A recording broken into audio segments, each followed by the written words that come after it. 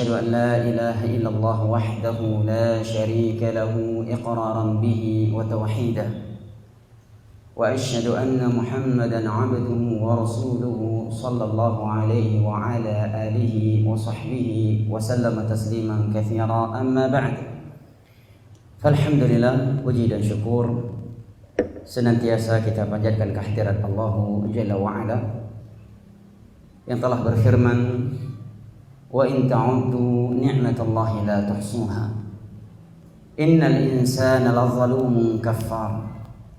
Dan kalaulah kalian ingin menghitung-hitung akan nikmat Allah atas kalian, la tuhsuha, niscaya kalian tidak akan mampu menghitungnya. Innal insana lazalumun kaffar, sesungguhnya manusia itu pelaku kezaliman dan kekufuran. Alhamdulillah, berkat nikmat kesehatan dan kesempatan setelah hidayah taufik dari Allah Jalla wa'ala, pada malam yang berbahagia ini, setelah kita melaksanakan ibadah salat maghrib berjamaah, yang kita memohon kepada Allah, Rabbana taqabbal minna innaka antas sami'ul alim, sembari menunggu masuknya waktu salat isya, ada baiknya kita mengisi waktu kekosongan ini dengan al-mudzakarah.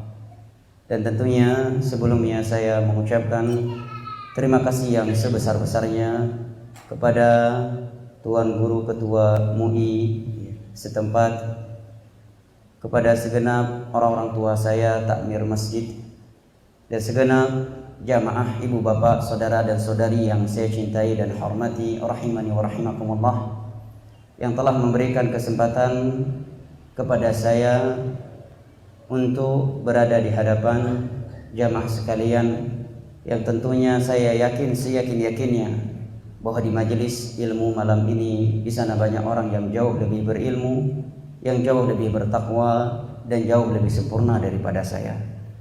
Tetapi posisi saya sekarang saat ini seperti yang dikatakan oleh pepatah Arab, mukrahun akhaka la batal, karena sudah diminta, sudah dipaksa, bukan karena sebagai pahlawan. Mukrahun akhaka la batal.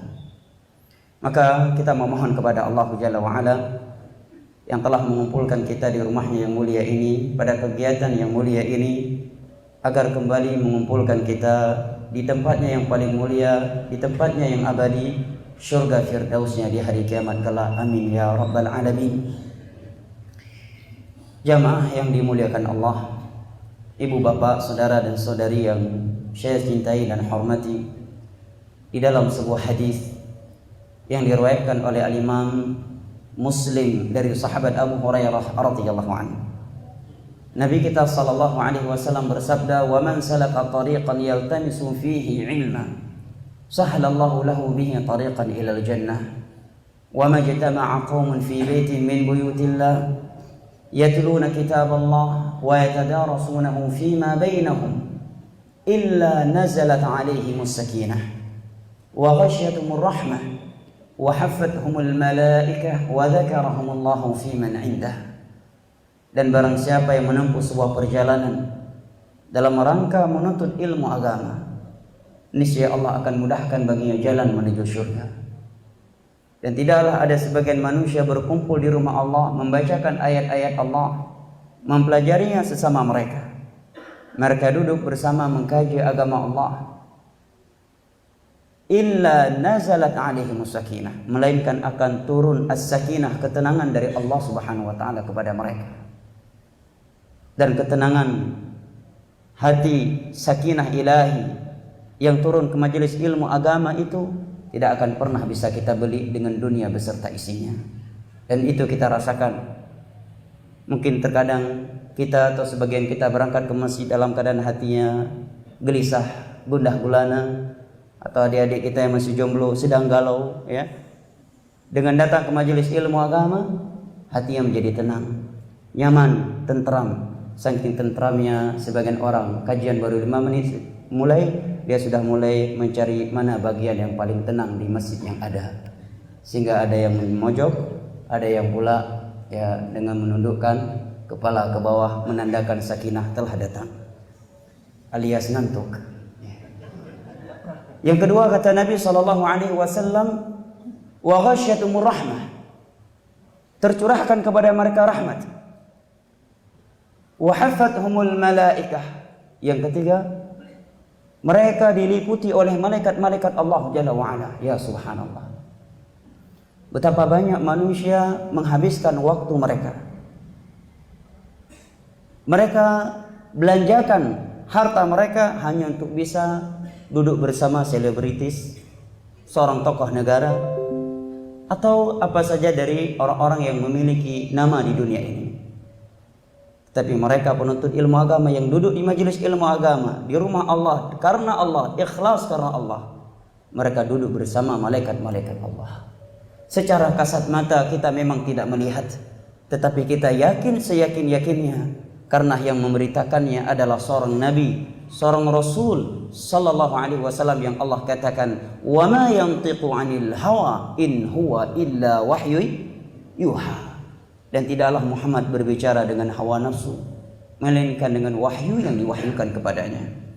Yang keempat kata Nabi sallallahu alaihi wasallam, "Wa dzakarahumullahu fi man 'indah." Dan Allah akan menyebut-nyebutkan mereka di hadapan malaikat-malaikat yang ada di sisinya. Ya subhanallah, nama-nama mereka jamaah yang berada di rumah Allah sedang menghadiri majelis ilmu agama disebut oleh Allah Subhanahu wa taala Al-Khaliq, Rabbul Alamin. Di hadapan siapa jamaah? Bukan di hadapan seluruh masyarakat suatu kota, bukan sekedar masyarakat setempat yang mengetahuinya, tetapi kata Nabi fi man indah, di hadapan malaikat-malaikat yang ada di sisinya. Popularitas yang luar biasa. Dan jumlah malaikat itu sangatlah banyak. Di dalam hadis yang diriwayatkan oleh Imam An-Nasa'i dari Abu Dzar radhiyallahu anhu, Nabi bersabda, "Ma min arba'ati asabi'in fis sama' illa wa fihi malakun sajidun aw raki'un aw qa'imun lillah." Sesungguhnya tidaklah ada jarak sejauh 4 jari jemari di atas langit sana, melainkan di situ ada malaikat yang sedang ruku, yang sedang sujud, yang sedang berdiri untuk Allah Subhanahu wa taala. Jarak 4 jari jemari di langit itu ada malaikat yang sedang ruku, sedang sujud, sedang berdiri beribadah kepada Allah. Belum lagi malaikat-malaikat yang Allah perintahkan untuk masuk ke Baitul Ma'mur setiap harinya 70.000, dan yang telah masuk tidak akan kembali lagi, dan itu akan terjadi sampai hari kiamat. Berapa jumlahnya? Tidak ada yang mampu menghitung jumlah mereka kecuali Allah Subhanahu wa taala. Inilah keutamaan majelis ilmu agama. Tatkala kita ikhlas, kemudian dengan kita berkumpul di rumah Allah menghadiri majelis ilmu agama, persaudaraan di antara kita akan semakin erat. Persatuan akan semakin kuat dan akan mewujudkan kecintaan karena Allah Subhanahu wa taala. Dan Nabi telah bersabda di dalam riwayat Al-Imam Ahmad dan Imam Tirmidzi dari sahabat Mu'adz bin Jabal radhiyallahu anhu, dari Nabi sallallahu alaihi wasallam, fima yarwihi an rabbih, hadis qudsi, bahwa Allah berfirman, "Wajabat mahabbati lil mutahabbina fiyya wal mutajalisina fiyya wal mutabadilina fiyya wal mutazawirina fiyya." Telah wajib, telah pasti kecintaanku kepada mereka orang-orang yang saling cinta mencintai karenaku, saling duduk sesama mereka karenaku, saling memberi sesama mereka karenaku, dan mereka saling mengunjungi karenaku.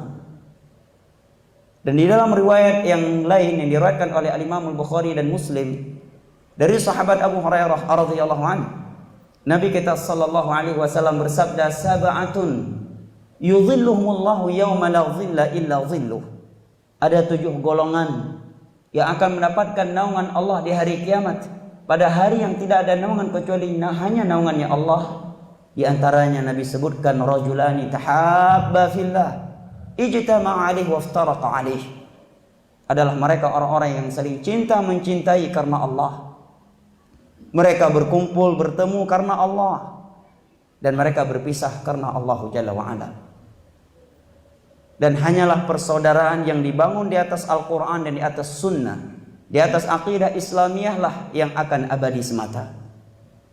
Seluruh hubungan yang terjalin di dunia ini yang bukan karena Allah Jalla wa'ala akan menjadi sia-sia dan akan berujung dengan permusuhan. Allah berfirman di dalam surat Az-Zukhruf al-akhillau yawma idzin ba'dhuhum li ba'dhin aduwwun illal muttaqin. Seluruh orang-orang yang kasih mengasihi di dunia, pada hari kiamat mereka akan saling bermusuhan antara satu sama yang lainnya. Pasangan suami istri akan saling bermusuhan, anak dengan orang tuanya, kerabat dengan kerabatnya, sahabat dengan sahabatnya, illal muttaqin, kecuali orang-orang yang bertakwa. Sehingga Al-Imam Ibnu Katsir dalam tafsir Al-Qur'anil Azim menerangkan bahwa seluruh persaudaraan, hubungan yang terjalin di dunia ini kalau bukan karena Allah, dia akan sia-sia, akan berujung permusuhan di hari kiamat kelak, kecuali yang dikarenakan Allah Subhanahu wa taala. Maka kita memohon kepada Allah, mudah-mudahan pertemuan kita ini, perjumpaan kita kali ini, dan duduknya kita di rumah Allah yang mulia ini semata-mata karena Allah Subhanahu wa taala. Semata-mata ikhlas karena Allah, karena memang tidak ada uang yang dibagi-bagikan di sini. Tidak ada proyek yang sedang ditenderkan dan yang semisal dengannya. Semua kita datang karena undang-undang dasar kita, radhina billahi rabba wa bil islami dina wa bi Muhammadin sallallahu alaihi wasallam nabiyyan wa rasula. Semata-mata untuk mendengar ayat-ayat suci Al-Qur'an dan hadis-hadis Nabi sallallahu alaihi wasallam serta petuah ulama Islam. Maka kita memohon kepada Allah agar Allah Jalla wa'ala mengabadikan cinta di antara kita sampai di hari kiamat kelak. Dan semoga Allah Jalla wa'ala memberikan ganjarannya kepada saya yang telah diberikan kesempatan oleh Allah di hari ini, kali ini untuk bisa mengunjungi setiap saudara-saudara saya sekalian yang ada di Pulau Bali ini, dan secara khusus di daerah ini apa namanya? Singaraja? Buleleng Singaraja, yang mana di dalam sebuah hadis Nabi menyebutkan dalam riwayat Imam Muslim dari Abu Hurairah radhiyallahu an, anna rajulan zara akhallahu fi qaryah fa arsadallahu ala madrajatihi malaka faqala ya fulan ayna turid qala uridu ziyarata akhi li fi hadhihi alqaryah qala hal min ni'matin tarubbuha alayhi qala la ghayra annani ahbabtuhu fillah qala inni rasulullah ilaika fa inna Allah qad ahabbaka bima ahbabtahu fih. Nabi menyebutkan bahwa ada seorang hamba yang menempuh sebuah perjalanan untuk mengunjungi saudaranya suatu tempat. Di tengah perjalanannya Allah mengutus seorang malaikat kepadanya, bertanya kepadanya, wahai fulan, hendak kemana engkau? Hendak kemana engkau? Maka orang tersebut menjawab, ya Allah, aku ingin mengunjungi saudaraku di sebuah tempat. Maka malaikat tersebut menyatakan, apakah ada perkara-perkara dunia yang engkau harapkan dengan kunjungan ini? Dia pun menjawab, tidak. Aku mengunjunginya semata-mata karena Allah Subhanahu wa taala. Maka malaikat tersebut menyatakan, sesungguhnya aku adalah utusan Allah kepadamu. Allah telah mencintaimu karena engkau telah mencintai saudaramu tersebut karena Allah Subhanahu wa taala. Jamaah yang dimuliakan Allah, rahimani wa rahimakumullah.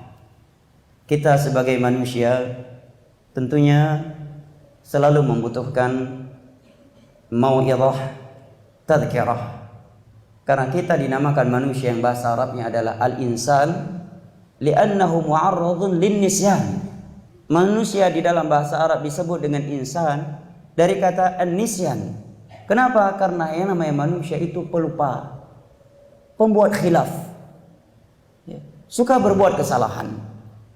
Sehingga di dalam sebuah hadis Nabi menyatakan, kullu bani Adam khata wa khairul khata'ina tawwabun. Setiap anak Adam itu khata. Ini dalam ilmu saraf disebut dengan sighah mubalaghah. Konteks yang bermakna banyak. Artinya dia banyak berbuat kesalahan, bukan sekedar sekali. Kalau ada yang bertanya, kok kamu buat salah? Ya karena saya anak Adam dan saya bukan malaikat. Tentunya namanya kesalahan. Kata Nabi, wa khairul khatta'ina tawwabun. Tetapi ingat, ada lanjutan hadisnya. Jadi ambil potongan pertama aja. Yang namanya anak Adam itu banyak buat kesalahan, Ustaz. Betul, tapi hadisnya masih ada lanjutannya. Apa lanjutannya? Nabi menyatakan, wa khairul khatta'ina tawwabun. Sebaik-baik orang yang banyak berbuat kesalahan, banyak pula taubatnya. Nah, ini boleh ambil hadis ini, tapi jangan dipotong. Yang diambil alinea pertama, yang alinea kedua ditinggalkan. Nah, ini tidak tepat. Maka dari itu kita butuh saling mengingatkan. Apalagi perkara-perkara dunia, pernak-pernik dunia, perhiasan-perhiasan dunia yang ada di hadapan kita, di sekeliling kita, itu seringkali melupakan kita kepada Allah Subhanahu wa taala. Seringkali menyebabkan hati kita menjadi keras. Seringkali membuat kita membangkang dan melanggar hukum-hukum Allah Sang Pencipta. Oleh karena itu Allah berfirman, "Wa dzakir fa inna dzikra tanfa'ul mu'minin." Wa dzakir kata para ulama, dzakir wa karrir. Sering-seringlah memberi peringatan, bukan sekadar beri peringatan. Allah menyatakan wa dzakir. Kata para ulama, dzakir wa karrir. Sering-seringlah, ulang-ulangilah tazkirah itu, peringatan itu, mau'izah itu. Karena mau'izah yang diulang-ulangi itu amatlah bermanfaat bagi orang-orang yang punya iman. Kalau setiap kali kita mendengar mau'izah, mendengar ceramah, tidak memberi pengaruh bagi hati kita, berarti iman kita sudah bermasalah, jamaah. Demi Allah, setiap muslim dan muslimah yang memiliki hati yang bersih, datang ke majelis ilmu ikhlas karena Allah semata-mata ingin mengetahui kebenaran, ingin mencari ilmu agar bertambah pengetahuannya dan bertambah pula amalannya, pasti ayat dan hadis yang akan dia dengarkan itu memberi pengaruh pada hatinya. Kenapa demikian? Karena Allah yang telah berfirman, "Innamal mu'minuna alladzina idza dzukirallahu wajilat qulubuhum wa idza tuliyat 'alaihim ayatuhu zadatuhum imanan wa 'ala rabbihim yatawakkalun." Sesungguhnya merupakan ciri khas mereka orang-orang yang beriman. Hanyalah mereka, innama adatul hasr, hanyalah mereka orang-orang yang beriman. Idza dzukirallah wajilat qulubuhum. Tatkala mereka diingatkan kepada Allah, wajilat qulubuhum, bergetar hatinya. Ketika dia ingin bermaksiat dikatakan, ittaqillah ya akhi, takutlah kamu kepada Allah. Ingatlah akan azab Allah yang akan datang secara tiba-tiba. Maka bergetar hatinya. Kalau tidak, berarti ada masalah pada imannya. Wa idza tuliyat 'alaihim ayatuhu zadatuhum imana. Dan apabila ayat-ayat Allah dibacakan kepada mereka, zadatuhum imana, langsung bertambah iman mereka. Kalau semakin mendengar ayat Al-Quran, hadis-hadis Nabi, kita semakin gelisah. Atau bahkan na'udzubillah, sebagian orang terkadang risih mendengar ayat dengan hadis. Maunya selain ayat dan hadis. Nah, ini lebih parah lagi. Padahal Allah menyatakan ciri khusus mereka orang-orang yang beriman kepada Allah adalah ketika diberikan, sampaikan kepadanya ayat-ayat Allah, ayat-ayat kauniyah dan ayat-ayat syar'iyahnya Allah yang mencakup Al-Quran dan hadis, bertambah langsung imannya. Yang tadi ya malas-malasan salat, dia langsung semangat. Yang tadi yang merasa berat dan malas-malasan salat tahajud, langsung semangat. Pulang dari itu. Yang tadi yang ingin bermaksiat, langsung berhenti. Kemudian Allah menyatakan wa 'ala rabbihim yatawakkalun. Dan hanya kepada Allah Rabb mereka bertawakal. Jamaah yang dimuliakan Allah, sebuah hal yang hendaknya kita saling mengingatkan antara sesama kita, dan harus sering kita ingat dan kita ingatkan. Sesuatu yang harus untuk sering kita ingat dan kita ingatkan kaum muslimin adalah perjalanan setelah kematian, jamaah. Adalah perjalanan setelah kematian. Karena lemah atau semangatnya, tingginya semangat atau lemahnya semangat kita beribadah kepada Allah,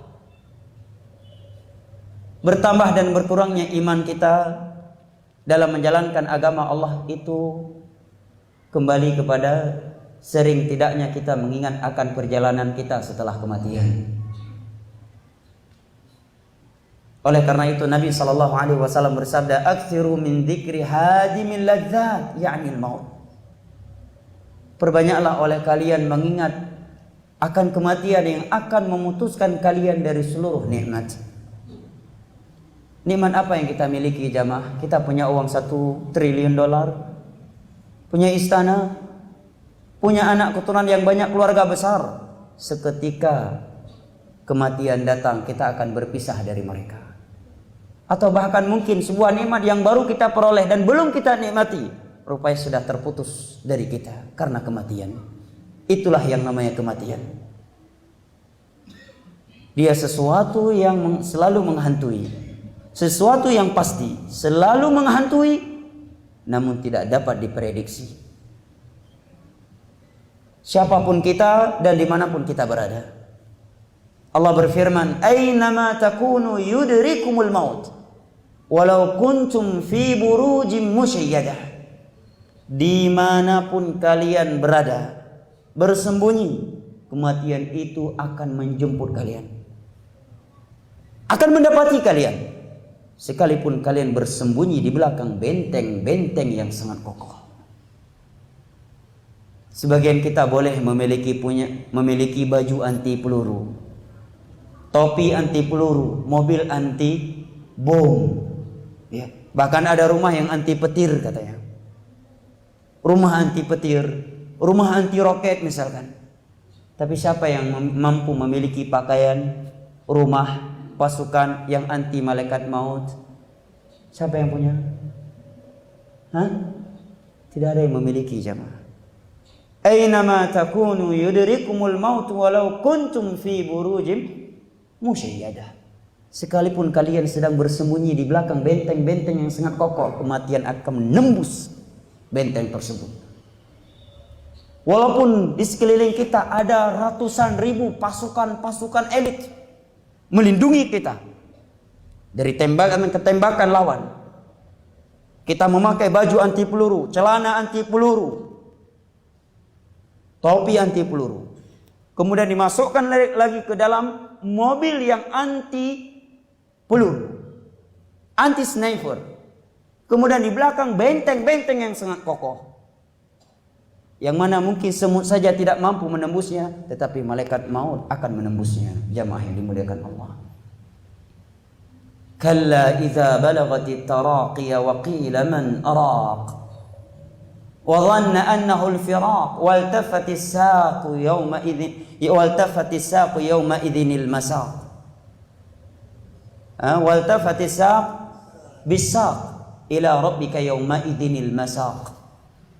Kalla, sekali-kali tidak. Idza balagatit taraqi, apabila ruh yang sedang dicabut sudah sampai di kerongkongannya, jemaah, dikatakan kepadanya, man raq, siapa yang mampu menyembuhkan kamu? Siapa yang mampu menghalangi malaikat maut? Siapa yang mampu?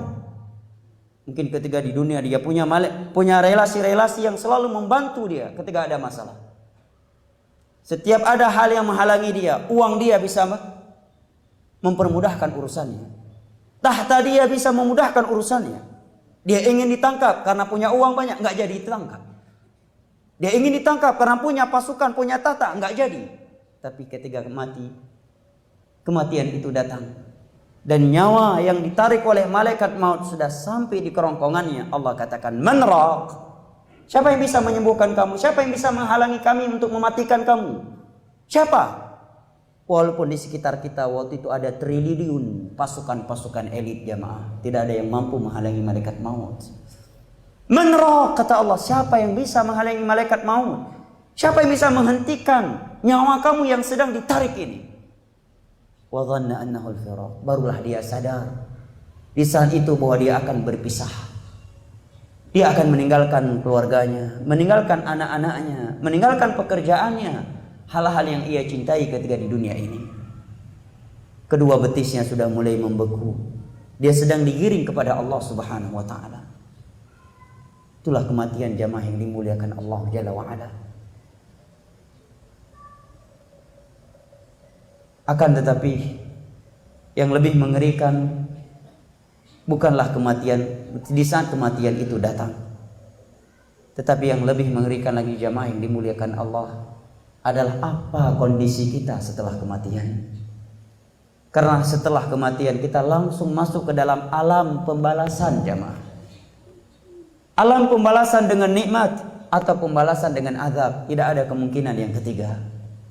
Tidak ada lagi manfaat untuk penyesalan di masa itu, dan tidak ada lagi kesempatan untuk bertaubat lagi, beramal. Terlebih lagi yang namanya kematian, seperti yang kita sebutkan di atas tadi, selalu menghantui dan tidak dapat diprediksi. Beda halnya mereka, para nabi dan para rasul. Mereka sebelum diwafatkan oleh Allah diberitahukan terlebih dahulu oleh Allah. Tetapi mereka beramal dan beribadah seakan-akan mereka tidak akan diberitahukan oleh Allah akan diwafatkan.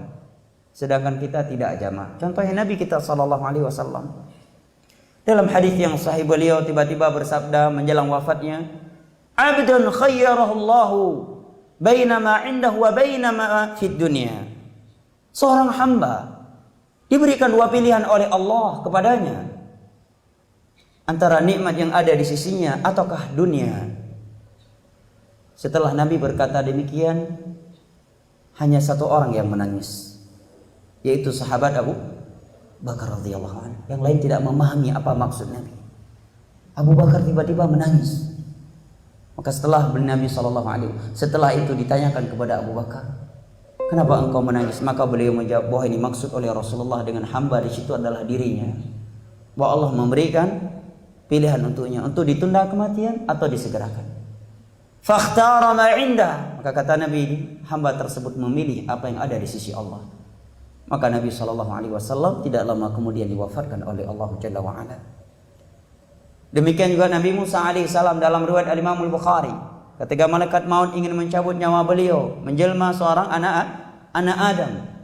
Nabi Musa tidak mengetahui itu malaikat maut, maka beliau melawannya. Setelah itu malaikat tersebut kembali kepada Allah, kemudian diperintahkan kembali dan dikatakan bahwa Nabi Musa alaihissalam telah siap untuk ditarik nyawanya.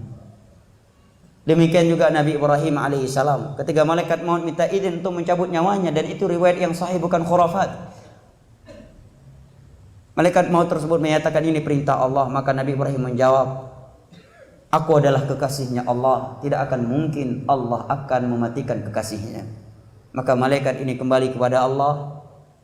Maka Allah pun menyampaikan ucapan Nabi Ibrahim alaihissalam, dan Allah lebih tahu daripada dia terhadap ucapan Nabi Ibrahim. Maka Allah menyatakan, katakan kepada Ibrahim alaihissalam bahwa kekasihnya ingin berjumpa dengannya. Maka Ibrahim alaihissalam pun berserah diri kepada Allah untuk diwafatkan. Inilah makna Qul inna salati wa nusuki wa mahyaya wa mamati lillahi rabbil alamin. La syarika lahu wa bidzalika umirtu wa ana awwalul muslimin. Jamaah yang dimuliakan Allah Jalla wa Ala. Perjalanan kita di saat mati itu sangat mengerikan. Dan setelah kematian itu jauh lebih mengerikan. Ada sebuah hadis yang sangat panjang, yang kalau kita sebutkan teks Arabnya dan terjemahannya serta pelajaran-pelajaran darinya mungkin membutuhkan daurah khusus. Yaitu hadis Bara' bin Azib radhiyallahu anhu yang diriwayatkan oleh Imam Ahmad, oleh Imam Tirmidzi, oleh Imam Abu Daud dan Al-Imam Ibnu Majah. Hadis Bara' bin Azib yang menceritakan kepada kita kondisi seorang mukmin dan orang kafir ketika akan berpisah dengan dunia ini. Seorang mukmin didatangi oleh malaikat maut, kemudian malaikat-malaikat yang lainnya duduk di sekitarnya. Di saat malaikat maut akan mencabut nyawanya, malaikat-malaikat lain menghiburnya, yang Allah sebutkan di dalam beberapa ayat Al-Quranul Karim. Innal ladzina qalu rabbuna Allah thumma istaqamu tatanazzalu alaihimul malaikatu alla takhafu wa la tahzanu wa abshiru bil jannati allati kuntum tu'adun nahnu awliya'ukum fid dunya wa fil akhirah. Sesungguhnya mereka orang-orang yang berkata, Tuhan kami, Rabb kami adalah Allah, menjalankan konsekuensinya. Mereka menyatakan diri mereka adalah hamba Allah, maka mereka pun menjalankan perintah-perintahnya dan meninggalkan larangan-larangannya. Tsumma istaqamu, kemudian mereka istiqamah, komitmen, kokoh, teguh di atas agama Allah tersebut. Maka malaikat-malaikat Allah turun kepada mereka menyatakan, abshiru, bergembiralah kalian akan surga yang telah dijanjikan kepada kalian dahulunya. Alla takhafu wa la tahzanu, enggak usah kalian khawatir terhadap apa yang akan terjadi, dan tidak usah kalian bersedih terhadap apa yang telah terjadi.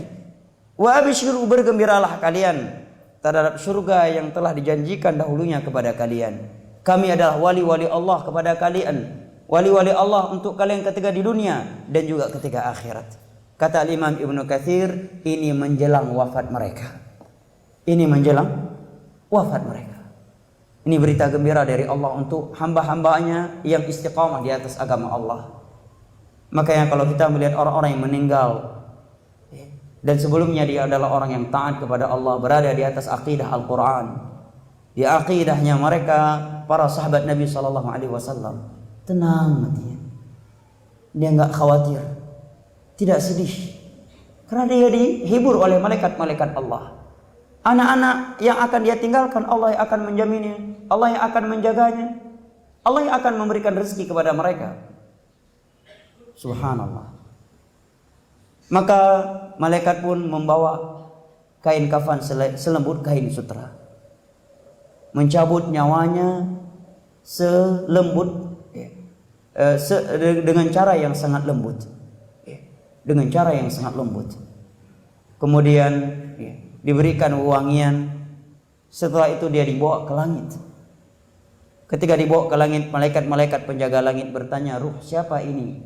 Begitu harum semerbanya dia.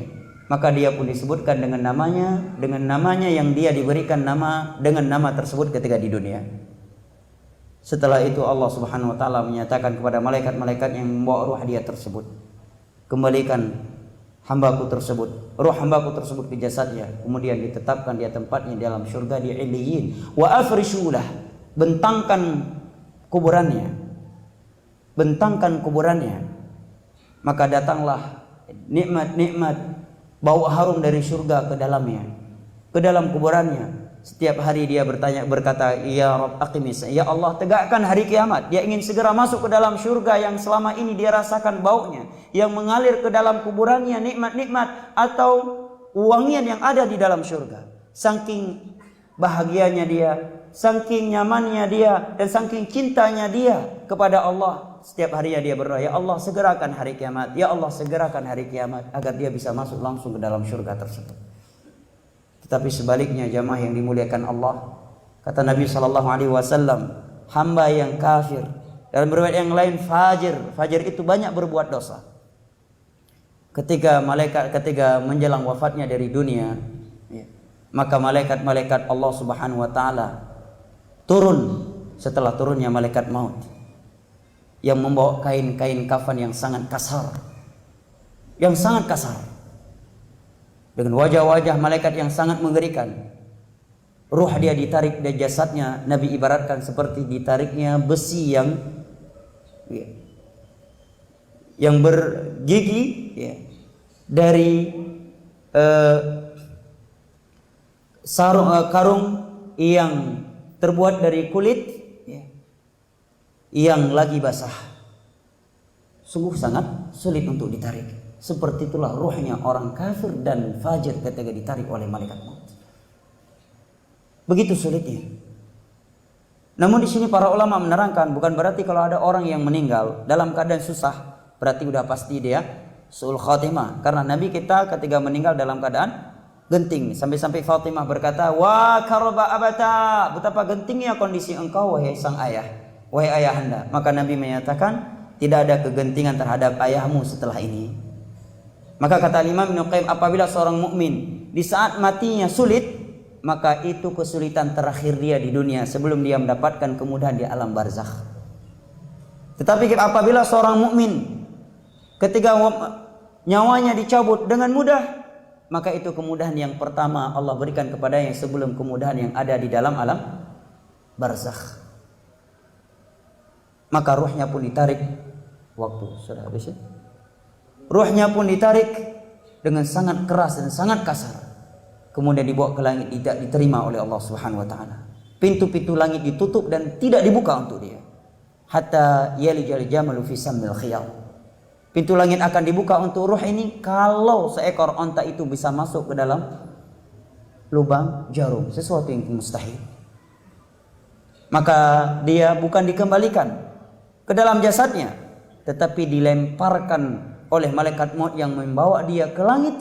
Dari langit Allah lemparkan dia ke dalam jasadnya kembali. Kalau ruh seorang mukmin yang taat tadi dikembalikan lagi oleh malaikat maut. Adapun dia dilemparkan dari langit sampai ke bumi. Itulah yang Allah menyatakan dalam Al-Qur'anul Karim, innahu may yusyrik billah faka'annama kharra minas sama' fatakhtafuhu at-tayr aw tahwi bihi ar-rihu fi makanin sahiq. Setelah itu dia akan masuk ke dalam alam barzakh, alam pembalasan jamaah. Namun waktu yang sudah masih waktunya atau kita lanjut? Berapa menit lagi? 7 menit lagi. Baik, karena waktu yang singkat, yang pendek, saya akan singkat perjalanan seorang mukmin setelah kematian. Setelah kematian kita akan masuk ke dalam alam barzakh jamaah. Dan di alam barzakh kita tidak tahu berapa lama kita akan berada di dalamnya. Apakah 1000 tahun, 100 tahun, ataukah lebih dari itu? Dan kondisi kita di alam barzakh hanya 2 kondisi. Diberikan nikmat atau merasakan azab. Tidak ada kemungkinan yang ketiga. Begitu mati langsung diazab atau langsung diberikan nikmat jamaah. Sampai kapan? Sampai datang hari kiamat. Berapa lama kita tidak mengetahuinya. Yang jelas Allah berfirman tentang sebagian umat-umat sebelumnya dengan firman-Nya, Allah Subhanahu wa taala berfirman, "An-nar yu'raduna 'alaiha ghuduwwan wa 'ashiyya." Siang dan malam. Kumpulan alam barzakh, Firaun dan bala tentaranya itu berisi api. Berisi api. Mereka dibakar di siang hari dan di malam hari. 24 jam dibakar oleh Allah. Wa yaumal qiyamati adkhilu asyaddal 'adzab. Dan pada hari kiamat, adkhilu ala fir'auna asyaddal 'adzab. Masukkanlah Firaun dan bala tentaranya kepada azab yang sangat pedih. Ayat ini berada dalam Al-Qur'an jamaah. Al-Qur'an kitab apa jamaah? Kitab suci kita kaum mukminin. Hudan lil muttaqin. Agar apa? Agar kita mengambil pelajaran. Ini loh yang Allah ancam, Allah berikan kepada Firaun dan bala tentara. Ingat, kalau kalian mengikuti jalannya Firaun dan bala tentaranya, maka kalian akan mendapatkan hal yang sama. Karena Al-Quran hudan lil muttaqin. Subhanallah. Di dalam beberapa hadis Nabi menyebutkan di antara azab di alam barzakh, Allah isikan kalajengking dan ular ke dalam perut mereka orang-orang yang memakan riba ketika di dunia. Orang-orang yang tidak berpuasa dengan sengaja di dunia, berbuka sebelum waktunya, mereka digantung dengan kepala ke bawah, kemudian kaki mereka ditusuk dengan besi dan mulut mereka dirobek oleh Allah Subhanahu wa taala. Di antara azab yang ada di alam barzakh, malaikat memukul seorang hamba dengan palu yang Allah berikan kepadanya sehingga hancur seluruh tulang menulangnya, kemudian dikembalikan lagi, kemudian dipukul lagi. Azab yang sangat mengerikan. Oleh karena itu, Utsman bin Affan radhiyallahu anhu ketika ziarah kuburan beliau menangis luar biasa. Hatta tabulla lihyatu, sampai-sampai jenggot beliau itu basah karena tangisan. Maka ada yang berkata kepada beliau, "Wahai Utsman, kami tidak melihat engkau menangis seperti ini ketika disebutkan tentang surga dan neraka. Kenapa ketika engkau berada di depan kuburan engkau menangis seperti ini? Yang engkau tidak menangis seperti ini ketika disebutkan tentang surga dan neraka kepadamu?" Apa yang beliau jawab jamaah dimuliakan Allah? Beliau menyatakan, "Laqad sami'tu Rasulullah sallallahu alaihi wasallam yaqul, inna hadhihi al-qubur awwalu manazilil akhirah, fa inna jaminha fama ba'du aisaru min." Sesungguhnya alam barzakh ini, alam kubur ini adalah jenjang pertama dari jenjang akhirat. Kalau di sini dia sudah sukses, sudah bahagia, maka setelah alam kubur pasti akan lebih mudah lagi. Kalau sudah di kuburan dia diadab, maka na'udzubillah min dzalik. Hadis riwayat Imam Muslim rahimahullahu taala. Karena waktu yang telah habis dan membatasi kita, mungkin kita lanjutkan sedikit sebelum kita berdiskusi setelah salat Isya nanti insyaallah taala. Lebih dan kurangnya saya mohon maaf. Wabillahi taufiq wal hidayah, wa sallallahu ala nabiyyina Muhammad wa ala alihi wa sahbihi wasallam, wa akhiru da'wana anil hamdulillahi rabbil alamin. Wassalamu alaikum warahmatullahi wabarakatuh. Alhamdulillah wassalatu wassalamu ala Rasulillah wa ala alihi wa sahbihi wa sallama tasliman katsira, amma ba'd.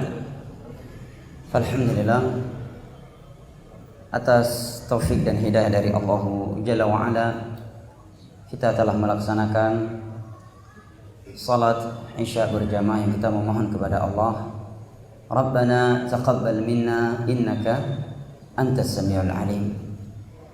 Sebagaimana salawat beserta salam senantiasa kita sanjung sajikan kepada Nabi besar kita, keluarga, sahabat-sahabat, beliau serta mereka orang-orang yang mengikuti sahabat beliau dengan baik. Beliaulah yang telah bersabda, inna athqala salati 'alal munafiqin salatul isya'i wa salatul fajr walau ya'lamuna ma fihima la atawhuma walau habwa. Sesungguhnya salat yang paling berat bagi orang-orang munafik adalah salat isya dan salat subuh. Walau ya'lamuna ma fihima la atawhuma walau habwa. Dan kalaulah manusia itu mengetahui akan keutamaan pergi melaksanakan salat isya dan subuh, niscaya mereka akan pergi melaksanakannya sekalipun harus merangkak. Hadis riwayat Imam Al-Bukhari dan Muslim dari Abu Hurairah radhiyallahu anhu. Jamaah ibu bapak, saudara dan saudari yang saya cintai dan saya muliakan, rahimani wa rahimakumullah.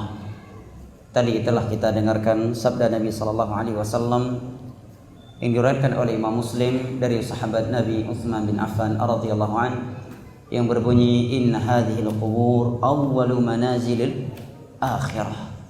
Sesungguhnya alam kubur ini adalah jenjang akhirat yang pertama. Fam in naja minha fama ba'dahu aysaru min. Kalau seseorang itu bisa lewat, bisa bahagia, bisa lulus di alam kubur, maka pasti maka yang datang setelah alam kubur itu akan lebih mudah, jamaah. Sekali lagi jamaah, alam kuburan, alam barzakh adalah alam yang sangat mengerikan bagi orang-orang yang celaka, tetapi dia sebaliknya menjadi raudhatun min riyadhil jannah, taman dari taman-taman surga bagi orang-orang yang bertakwa kepada Allah Jalla wa Ala. Dan kita di dalamnya hanya dengan dua kondisi, diberikan nikmat atau merasakan azab. Tidak ada lagi kesempatan beramal, tidak ada lagi kesempatan bertobat. Sekalipun kita menangis mengeluarkan air mata darah, kita tidak akan dikembalikan lagi kepada Allah. Maka sebelum itu terjadi, jamaah yang dimuliakan Allah, mari kita mempersiapkan diri. Karena Allah berfirman, hatta idza jaa ahaduhumul maut qala rabbi irji'un la'alli a'malu salihan fima tarak kalla innaha kalimatun huwa qailuha wa min waraihim barzakhun ila yaumi yub'atsun. Apabila kematian itu telah mendatangi salah satu di antara mereka, maka mereka berkata, Rabbi irji'un, ya Allah kembalikan aku, tundalah kematianku. Kata para ulama ini ketika menjelang mati, ya Allah tundalah, kembalikan aku ke alam sehat. La'alli a'malu salihan fima tarak, agar aku bisa melakukan amalan-amalan saleh yang dahulunya aku tinggalkan. Ya Allah, dahulunya aku orang yang meninggalkan salat, kembalikan aku ya Allah, aku ingin salat. Ya Allah, tundalah kematianku, aku ingin zakat, aku ingin puasa, aku ingin menyambung silaturahim, aku ingin berbakti kepada kedua orang tuaku. Ya Allah, dahulunya aku anak yang durhaka, tundalah kematianku ya Allah, saya ingin berbakti kepada kedua orang tuaku. Maka Allah menyatakan, kalla, sekali-kali tidak. Itu tidak akan terjadi. Innaha kalimatun huwa qailuha, itu hanyalah ucapan yang dia ucapkan saja. Wa min waraihim barzakhun ila yaumi yub'atsun. Setelah kematian akan ada setelah itu alam barzakh, mereka berada di dalamnya sampai dibangkitkan di hari kiamat kelak. Bisa jadi adik kita berada di alam barzakh lebih panjang daripada sebelumnya ketika kita hidup di dunia. Setelah alam barzakh, jamaah yang dimuliakan Allah, perjalanan kita rupanya belum selesai. Akan ada padang mahsyar, hari kebangkitan, yang mana Nabi SAW bersabda, yuhsyarun nasu hufatan uratan ghurla. Manusia dibangkitkan, digiring ke padang mahsyar di hari kiamat, hufatan uratan ghurla, tidak beralas kaki, tidak dikhitan, dan tidak berpakaian sehelai benang pun. Mendengar demikian, Aisyah memberikan sebuah pertanyaan kepada Nabi yang lumrah. Ya Rasulullah, ar-rijalu wan nisa, kondisi yang seperti itu, lelaki dan wanitanya semua digiring pada masyar dalam keadaan tidak berpakaian sehelai benang pun. Tidakkah akan membuat wanita melihat kepada aurat lelaki dan kaum lelaki melihat kepada aurat kaum wanita?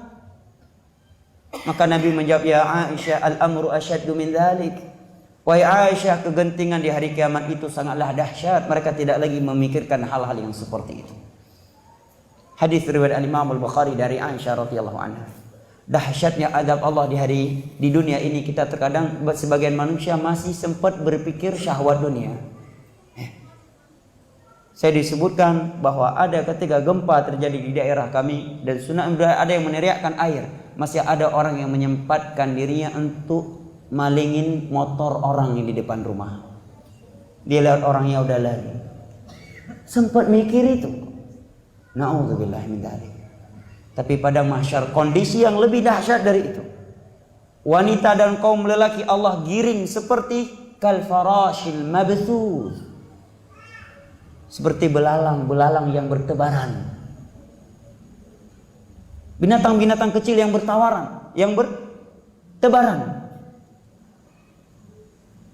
Aisyah bertanya, ya Rasulullah, kalau manusia seperti itu digiring hari kiamat, lelaki dengan wanita dikumpul di tempat yang sama dalam keadaan tidak berpakaian sehelai benang pun, tidakkah akan membuat mereka saling melihat kepada orang yang lainnya? Karena ini kan lumrah pertanyaan dari orang yang masih hidup di alam dunia.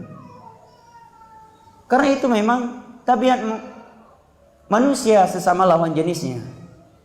Wanita punya kecondongan kepada lelaki dan lelaki punya kecondongan kepada kaum wanita. Oh, saya enggak, Ustaz. Betul, mungkin Anda karena tidak normal. Berobatlah. Kok bisa lelaki enggak condong kepada wanita? Wanita enggak condong kepada laki-laki, berarti enggak normal. Berobatlah. Ini hal yang lumrah ketika di dunia. Maka Aisyah ketika mendengar Nabi memberitakan manusia di padang mahsyar dari semenjak Nabi Adam sampai hari kiamat dikumpulkan bersama, tidak berpakaian sehelai benang pun, tidak dikhitan dan tidak beralas kaki, maka beliau bertanya demikian. Karena itu lumrah.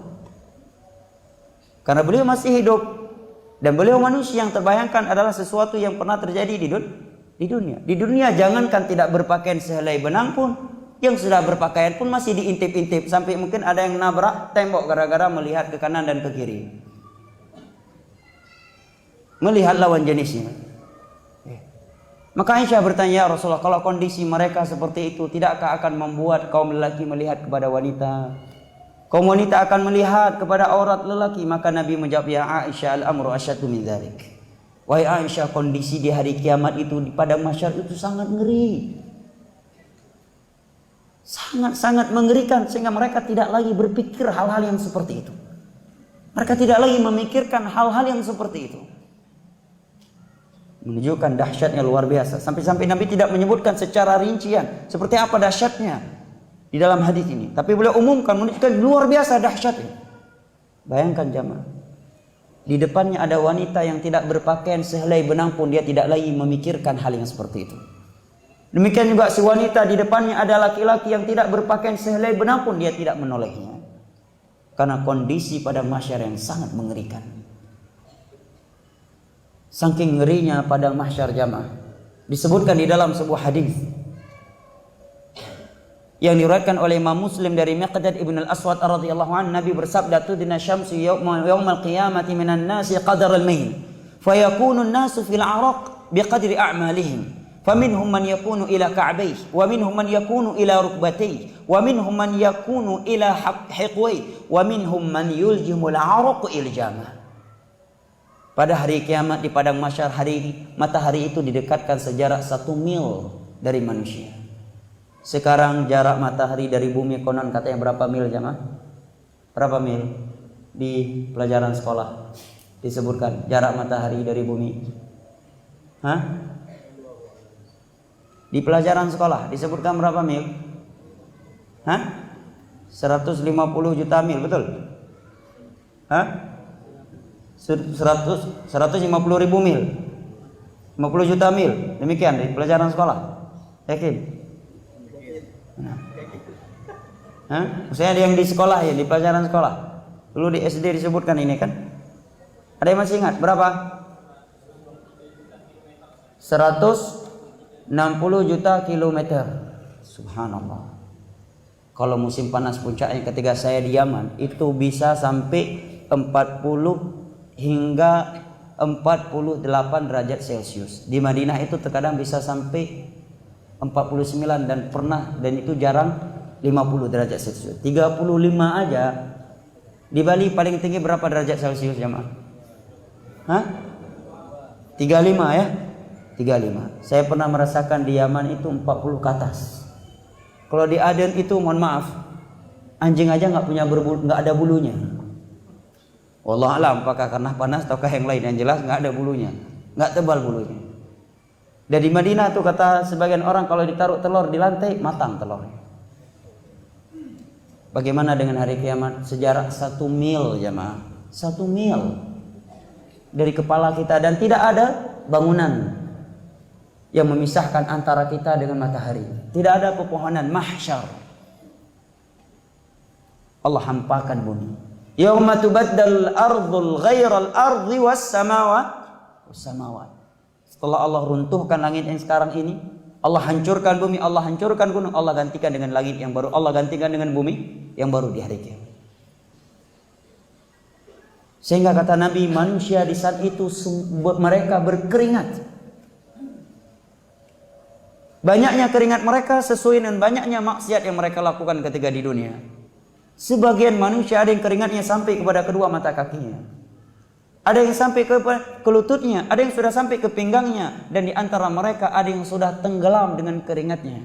Sungguh tak terbayang bagaimana sebagian orang tenggelam dengan keringatnya, tapi di sampingnya ada orang yang keringatnya cuma sampai di kedua mata kakinya. Tidak ada yang mustahil bagi Allah, karena memang perkara akhirat tidak boleh kita pikirkan, kewajiban kita adalah mengimaninya. Kapan kita mulai menggunakan akal dan logika kita dalam perkara-perkara gaib, ini akan menjerumuskan kita ke dalam kemurtadan. Karena kita mungkin akan menolaknya tatkala akal sehat kita tidak mampu memahaminya. Makanya dalam bab al-ghaib Allah menyatakan alladzina yu'minuna bil ghaib, bukan alladzina yatafakkaruna fil ghaib. Tapi ketika ayat-ayat kauniyah Allah menyatakan wa yatafakkaruna fi khalqis samawati wal ard. Rabbana ma khalaqta hadza batilan subhanaka faqina adzabannar. Tapi dalam bab al-ghaib Allah menyatakan bukan yatafakkarun, tetapi apa? Alladzina yu'minuna bil ghaib. Kewajiban kita mengimani sesuai dengan amalan mereka. Saking dahsyatnya padang mahsyar, dalam hadis Abu Hurairah dalam riwayat Imam Muslim, hadis yang sangat panjang, hadis yang diistilahkan dengan hadis syafa'atul uzma. Manusia mendatangi Nabi Adam menyatakan, ya Adam innaka abul bashar, wahai Adam, Anda adalah bapaknya manusia, memohonlah kepada Allah untuk menyegerakan hisab kami. Mereka meminta kepada Nabi Adam, kita semua akan meminta kepada Nabi Adam agar Nabi Adam memohon kepada Allah menyegerakan hisab kita. Kata para ulama, bukan karena manusia sudah siap dihisab, bukan, tetapi karena gentingnya padang mahsyar, dahsyatnya kondisi di padang mahsyar, sampai-sampai mereka meminta untuk disegerakan hisab. Padahal permintaan untuk disegerakan hisab berarti permintaan untuk disegerakan masuk ke dalam surga atau neraka. Tetapi karena dahsyatnya padang mahsyar, mereka meminta demikian. Nabi Adam pun menyatakan, innallaha qad ghadaba 'alayya ghadaban lam yaghdab mithlah. Allah telah murka kepadaku dengan kemurkaan yang belum pernah seperti itu. Dia melarangku dari memakan sebuah pohon, tetapi aku melanggarnya. Padahal Nabi Adam sudah bertaubat, ya kan? Allah menyatakan dalam Al-Quran, fatalaqa Adamu min rabbih kalimatin fataba alaih. Tapi beliau masih merasa bersalah. Lah kita maksiat banyak, tobat belum, nanti, merasa nggak pernah bersalah. Kebalik, Nabi Adam udah di hari kiamat, sebelum wafatnya udah Allah katakan fatalaqa Adamu min rabbih kalimatin fataba alaih, tapi masih berasa bersalah. Allah telah murka kepadaku dengan sebuah kemurkaan yang belum pernah murka kepadaku seperti itu. Sampai-sampai Imam Ibn Rajab dalam kitab Lataiful Ma'arif menyatakan, Nabi Adam dan Hawa Allah keluarkan dari surganya karena satu maksiat. Lantas kita ingin masuk ke dalam surga Allah dengan jutaan atau ribuan maksiat. Nabi Adam Allah keluarkan dari surganya karena satu maksiat, ya ma. Sedangkan kita ingin masuk ke dalam surga Allah dengan ribuan maksiat. Sebaliknya, Maka Nabi Adam menyatakan, datanglah kepada Nabi Nuh. Maka manusia pun mendatangi Nabi Nuh menyatakan, innaka awwalu rusulin arsalallahu ilal ard. Wahai Nuh, engkau adalah rasul yang pertama kali Allah utus ke permukaan bumi setelah Nabi Adam. Karena Nabi Idris itu datangnya setelah Nabi Nuh alaihissalam, bukan sebelum Nabi Nuh. Ini dalilnya, para ulama luruskan. Maka Nabi Nuh juga beralasan tidak bisa. Setelah itu mereka mendatangi Nabi Ibrahim, setelah itu Nabi Musa, setelah itu Nabi Isa, semuanya beralasan tidak bisa. Maka mereka, seluruh manusia, seluruh kita, anak Adam mendatangi Nabi SAW. Maka Nabi menyatakan, ini hakku. Nabi pun pergi sujud di bawah arsy Allah, memuji Allah Subhanahu wa taala dengan pujian-pujian yang belum pernah beliau memuji Allah Subhanahu wa taala dengannya. Maka ketika Nabi kita SAW sedang sujud, Allah berfirman, irfa' ra'sak wasal tu'ta washfa' tushaffa'. Wahai Muhammad, angkat kepalamu, memohonlah akan diberikan permohonanmu, dan berilah syafaat akan diberikan izin untukmu.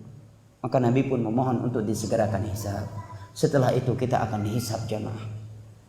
Dan hisab terbagi menjadi dua, hisabul ard dengan hisabun niqash. Ard adalah pemaparan, Allah paparkan, ini dosamu selama engkau di dunia.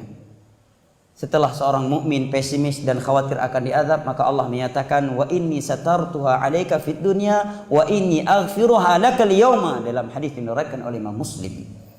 Pada di saat dunia aku tutup maksiat kamu ini sehingga manusia tidak tahu, maka hari ini akan aku ampuni engkau wahai hambaku. Karena dia bertemu dengan Allah membawa nilai tauhid, tidak membawa dosa syirik. Karena dalam hadis yang lain yang diriwayatkan oleh Imam Tirmidzi dari Anas bin Malik radhiyallahu an, hadis qudsi, Allah berfirman, ya bani Adam, law ataitani biqarabil ardi khataya thumma laqitani la tusyriku bi syai'a lalaqituka biqarabiha maghfirah. Wahai anak Adam, kalau engkau berjumpa denganku membawa dosa maksiat seluas dunia, subhanallah. Bagaimana maksiatnya jemaah? Seluas dunia, bukan seluas Bali, bukan sekedar seluas Singaraja. Seluas dunia maksiat yang dia bawa bertemu dengan Allah. Tetapi engkau bertemu denganku tidak membawa dosa syirik. Walaupun pernah, tetapi dia telah bertobat sebelum matinya. Maka akan aku berikan untukmu ampunan seluas dunia pula. Ini namanya hisabul araf. Yang Allah menyatakan dalam Al-Quran, fa amma man yuhasabu hisabai yasira fayanqalibu ila ahlihi masrura. Sedangkan yang kedua adalah hisabun niqash, didiskusi oleh Allah Subhanahu wa taala. Kenapa kamu berbuat ini dan itu? Kenapa kamu berbuat ini dan itu? Ini hisabun niqash. Orang yang hisabnya seperti ini, kata Nabi sallallahu alaihi wasallam, man nuqisha fil hisabi udzib. Barang siapa yang didiskusi oleh Allah ketika hisab, pasti dia akan binasa setelah itu. Pasti dia akan diazab. Kenapa hari ini kamu berbuat ini dan itu? Kenapa hari ini kamu berbuat ini dan itu? Orang yang didiskusi seperti ini oleh Allah, pasti kata Nabi diazab setelah itu. Di saat itu anggota badan semua berbicara. Kaki berbicara. Ya. Tidak ada pengacara yang membela kita. Saksi adalah anggota badan kita. Bumi yang pernah kita bermaksiat di atasnya akan menjadi saksi. Akan menjadi saksi. Yauma idzin tuhadditsu akhbaraha. Sebagian ulama menafsirkan, datang beberapa hadis tapi hadisnya dhaif secara sanadnya, bahwa dia akan berkata, si fulan telah bermaksiat kepadaku hari ini dan hari itu.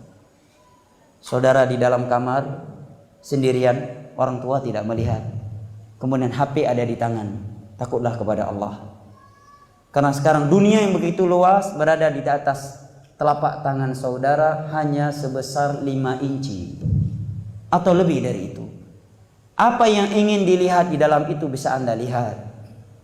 Saudara bisa melakukan berbagai maksiat, menonton tontonan-tontonan yang Allah haramkan. Tapi ingat, Allah Maha melihat, Allah Maha mengetahui. Bumi yang kita pijak akan menjadi saksi, mata kita akan menjadi saksi, kedua tangan kita akan menjadi saksi, diaudit oleh Allah sedikit, tidak ada yang terluput dari Allah.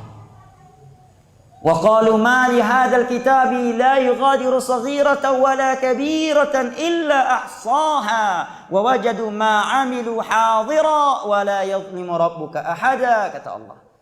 Orang-orang yang banyak berbuat dosa berkata, kitab apa ini? Ketika dihisab, Allah nampakkan lembaran-lembaran catatan amalannya. Kok semua tertulis di sini, yang kecil dan yang besar, tidak ada yang terluput sedikit pun. Dari semenjak umur kita baligh jamaah sampai kita wafat, itu semuanya telah Allah tulis. Ditulis oleh malaikat, alaikum hafiz wa inna alaikum lahafidhin kiraman katibin yaktubuna ma taf'alun. Iqra kitabak, baca kitab kamu ini. Allah perintahkan kita. Kafa bi nafsika al-yawma 'alaika hasiba. Hari ini cukup engkau sebagai auditornya yang mengaudit amalan kamu sendiri. Tidak ada yang terluput sedikit pun. Karena sebagian anak muda, dia kira kalau dia belum pisah sama orang tuanya, selama masih dalam tanggung jawab orang tuanya, dia bisa berbuat maksiat sesukanya. Dia kira orang tuanya yang akan bertanggung jawab. Enggak. Selama kita udah balik, walaupun kita masih makan dengan makanan dari orang tua kita, hidup di rumah orang tua kita, semenjak umur balik, kemudian sampai mati, semua kita akan mempertanggungjawabkan perbuatan kita masing-masing jamaah. Ini harus kita tanamkan pada anak-anak kita. Karena sebagian anak-anak sekarang nggak dewasa. Umurnya 22-20 tahun. Dia tingkah lakunya seakan-akan pena catatan amalan belum mencatat perbuatan dia. Dia kira kalau dia belum nikah, belum kawin, ya belum pisah sama orang tuanya, masih orang tua yang bertanggungjawabkan saudaranya. Amalan perbuatannya. Ini perlu kita tanamkan kepada anak-anak kita. Nak, kamu anak saya orang tuamu. Tapi ingat nak, begitu kamu balik, semua perbuatan kamu dicatat. Baik dan buruknya kamu akan pertanggungjawabkan. Saya tidak akan bisa membelamu di sisi Allah Subhanahu wa taala. Sebagaimana Nabi berkata kepada Fatimah, "Ya Fatimah binta Muhammadin, anqidhi nafsaki 'anil nar, fa inni la ughni 'anki minallahi syai'a." Hadis riwayat Imam Muslim dari Abu Hurairah radhiyallahu anhu. Wahai Fatimah bintu Muhammad, selamatkan diri kamu dari neraka Allah. Aku tidak bisa menyelamatkan engkau dari neraka Allah. Man batta'a bihi 'amalu lam yusri' bihi nasabu. Orang yang terlambat beramal, anak keturunannya tidak bisa membantunya untuk mempercepatkan amalannya. Subhanallah jemaah. Dan di dalam beberapa riwayat disebutkan sebagian orang lama hisabnya, tahu jemaah berapa lama? Seperti 400 tahun dia diberdirikan oleh Allah, diaudit oleh Allah. Lamanya seperti 400 tahun di dunia jemaah. Sedangkan di dunia, jangankan 1 tahun jemaah, belum berada di depan KPK, baru ada surat panggilan, udah mulai keluar keringat dinginnya sebesar biji-biji jagung. Ya. Makan udah gemetar tangannya, minum nggak bisa nikmat lagi, wajah udah pucat, udah ada surat panggilan dari KPK, mau diaudit, bingung dia. Waktu persiapkan berkas hanya 24 jam, bergetar tubuhnya, bisa-bisa dia stroke,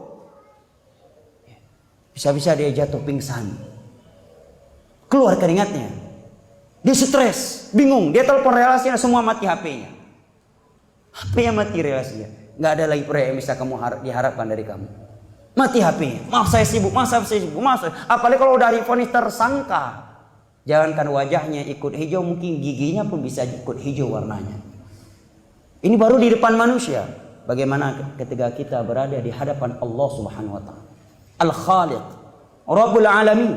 Sebagian kita di hari itu, kata Nabi, adalah hisabnya lamanya seperti 400 tahun di dunia ini lamanya. Berdiri di hadapan Allah Subhanahu wa taala.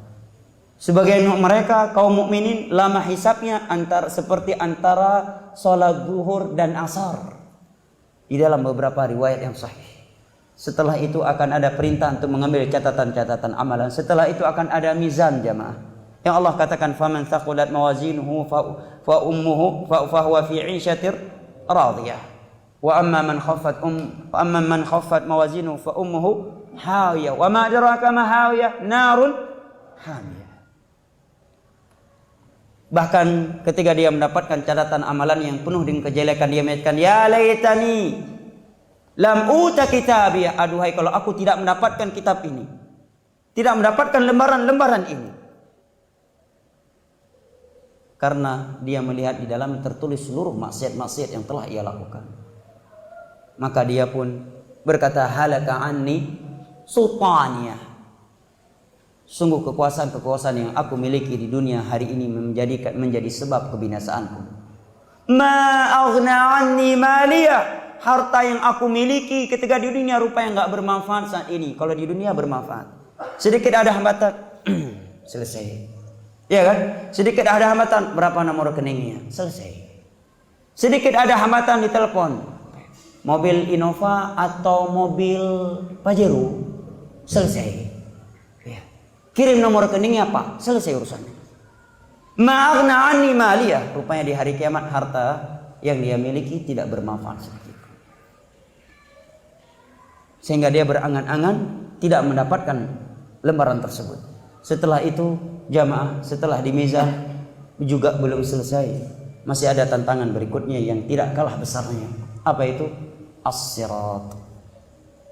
Jembatan. Yang Allah katakan, wa in minkum illa wariduha kana ala rabbika hatman maqdiya thumma nunajji alladhina ittaqaw wa nadharu adh-dhalimina fiha jithiya. Setiap kalian pasti akan melewatinya. Sebagian ulama tafsir menafsirkan adalah as-sirat, jembatan. Itu adalah sebuah ketetapan atas Rabbmu. Hanyalah orang-orang yang bertakwa yang akan kami selamatkan. Dan akan kami seret, kami sungkurkan ke dalam api neraka di bawahnya orang-orang yang zalim. Di dalam riwayat Jabir disebutkan bahwa as-sirat tersebut adaq minasy-sya'r wa ahaddu minas-sayf. Lebih tipis daripada rambut, lebih tajam daripada pedang. Allah bentangkan di atas neraka jahanam. Sebagian manusia ada yang melewatinya secepat kilat, ada yang secepat mata memandang, ada yang secepat kuda, ada yang secepat orang yang berlari, ada pula yang berjalan kemudian jatuh, dia bangun lagi, bangkit kembali, kemudian jatuh lagi, sampai ada yang tersungkur ke dalam neraka jahanam yang ada di bawahnya. Kira-kira kita termasuk dari hamba yang mana jamaah? Kita tidak bisa memastikannya. Sebuah jembatan yang lebih tipis daripada rambut, lebih tajam daripada pedang, Allah bentangkan di atas neraka jahanam. Sedikit meleset, langsung api neraka jahanam yang menyambut dia di bawahnya. Tak terbayang bagi kita, tetapi harus kita imani. Coba bayangkan jemaah, jembatan lebih tipis daripada rambut, lebih tajam daripada pedang, Allah bentangkan di atas neraka jahanam. Di atas jembatan tersebut Nabi menyatakan, kalali, duri-duri yang akan menyambar siapa saja yang Allah perintahkan. Dan di setiap Nabi menunggu umatnya di ujung jembatan menyatakan, Rabbi salim salim. Melihat ada umatnya yang setiap jalan jatuh, kemudian bangkit lagi, kemudian jatuh lagi. Nabi menyatakan, Nabi di ujung jembatan tersebut berdiri berdoa, Allahumma salim salim. Ya Allah, selamatkan umatku. Ya Allah, selamatkanlah umatku. Lihat bagaimana kesetiaan Nabi kita. 23 tahun padahal beliau sudah menerangkan kepada kita jalan menuju surga. Selama 23 tahun beliau telah menerangkan kepada kita jalan-jalan yang dapat menyeretkan kita ke neraka Allah.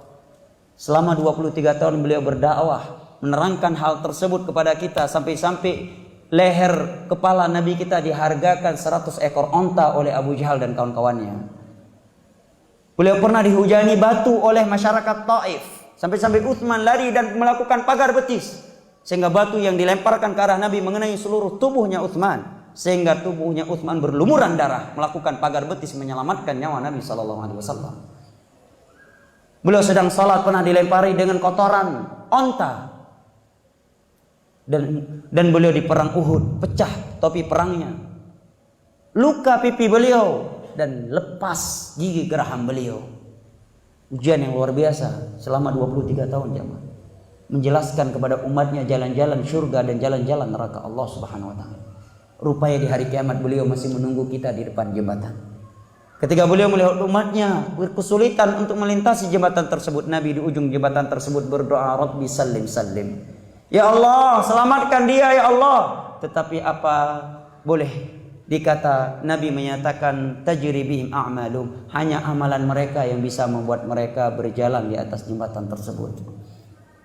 Setelah kita melewati as-sirat jamaah, masih ada 2 tantangan lagi. Kalau kita termasuk dari orang-orang yang harus diberhentikan di situ, yaitu al-qantarah. Apa itu qantarah? Secara bahasa artinya jembatan. Apakah dia bagian dari sirat? Sebagian ulama menyatakan dia ujung as-sirat. Sebagian ulama yang lain menyatakan dia jembatan yang berbeda. Tempat apa itu? Tempat penegakan qisas jamaah.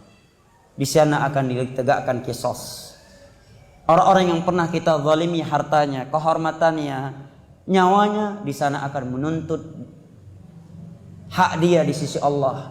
Bahkan dalam sebuah hadis, seorang yang pernah mati terbunuh di dunia ini, di hari kiamat kepala dia berlumuran darah berada di tangan orang yang membunuhnya. Sembari dia menyatakan, "Salhu ya Rabb fima qatalani." Ya Allah, tanyakan ke hambamu ini kenapa dia membunuh saya. Mau jawab apa jamaah? Jawab apa? Di sana akan ditegakkan qisas, tetapi qisas di sana ditegakkan dengan dengan ibadah jamaah. Kita akan membayar kezaliman kita kepada korban kita dengan pahala ibadah kita. Sehingga Nabi menyatakan ada yang pergi di hari kiamat, dia bertemu dengan Allah, pernah haji, pernah puasa, pernah salat. Rupanya nggak ada lagi pahala haji, nggak ada lagi pahala salatnya, nggak ada lagi pahala puasanya. Sudah habis dia gunakan untuk membayar kezaliman untuk para korban kezaliman dia. Dan apabila belum cukup, maka Allah kumpulkan dosa-dosa korban kezalimannya, faturihat alaih, kemudian dilemparkan kepada, ditransfer kepadanya, maka dia dilemparkan ke dalam neraka Allah Subhanahu wa taala setelah itu. Setelah itu barulah surga dan neraka kalau dia tidak termasuk dari kalangan ashabul a'raf. Apa itu al-a'raf? Salah satu nama surat dalam Al-Qur'an. Surat keberapa? Yang bisa jawab saya kasih minyak wangi. Minyak wangi dari Timur Tengah. Karena saya lihat ada tulisan Arab, berarti kan Timur Tengah. Siapa yang bisa jawab? Surat keberapa Al-A'raf dalam Al-Quran? Lihat HP. Nggak jadi. Saya minta dari Bapak, bukan dari HP. Kalau dari HP semua bisa ditanya. Yang nggak lihat HP tadi, jawab 7 siapa? Siapa yang jawab tadi? Surat keberapa? Lihat HP tadi nggak? 7. Nggak lihat HP tadi? Dapat. Silakan. Tapi beliau dapat, tapi bukan minyak wangi karena lihat HP. Silakan. Apa ini peci? Kasihkan ke beliau. Al-A'raf datang dalam riwayat Imam Ahmad adalah sebuah tempat antara surga dan neraka. Yang mana di situ diberhentikan mereka orang-orang yang amal kebaikan dan kejelekannya itu setara. Allah tidak langsung memasukkan mereka ke dalam surga karena kejelekan mereka setara dengan kebaikan mereka. Dan mereka tidak langsung dilemparkan ke dalam neraka Allah karena kebaikan mereka seberat kebaikan mereka seberat kejelekan mereka. Sampai Allah memutuskan keputusannya kepada mereka dengan keadilan dan hikmahnya. Dimasukkan ke dalam surga langsung atau Allah membakar dan membersihkan mereka di dalam surga di dalam neraka yang terlebih dahulu. Setelah itu baru surga dan neraka jamaah. Dan satu hari di hari itu paling pendek Allah katakan ka'alfi sanati mimma ta'udun, seperti 1000 tahun di dunia ini. 1000 tahun itu hari yang paling pendeknya. Sebagian hari yang lainnya di hari kiamat khamsina alfa sanah, seperti 50.000 tahun jamaah. Siapa yang mampu bertahan? Dan Nabi bersabda tentang neraka, inna ahwana ahli nari adaban yaumal qiyamah la rajulun yudha'u tahta rijlihi jamratan fayaghli minhuma dibaghu. Penghuni neraka yang paling ringan siksaannya adalah seorang hamba yang diletakkan 2 bara api di bawah kakinya lantas meleleh dan mendidih otaknya. Hadis riwayat Al-Imam Al-Bukhari dari Nu'man bin Bashir radhiyallahu anhu. Bara api diletakkan di bawah kakinya, otak ikut meleleh dan mendidih jamaah.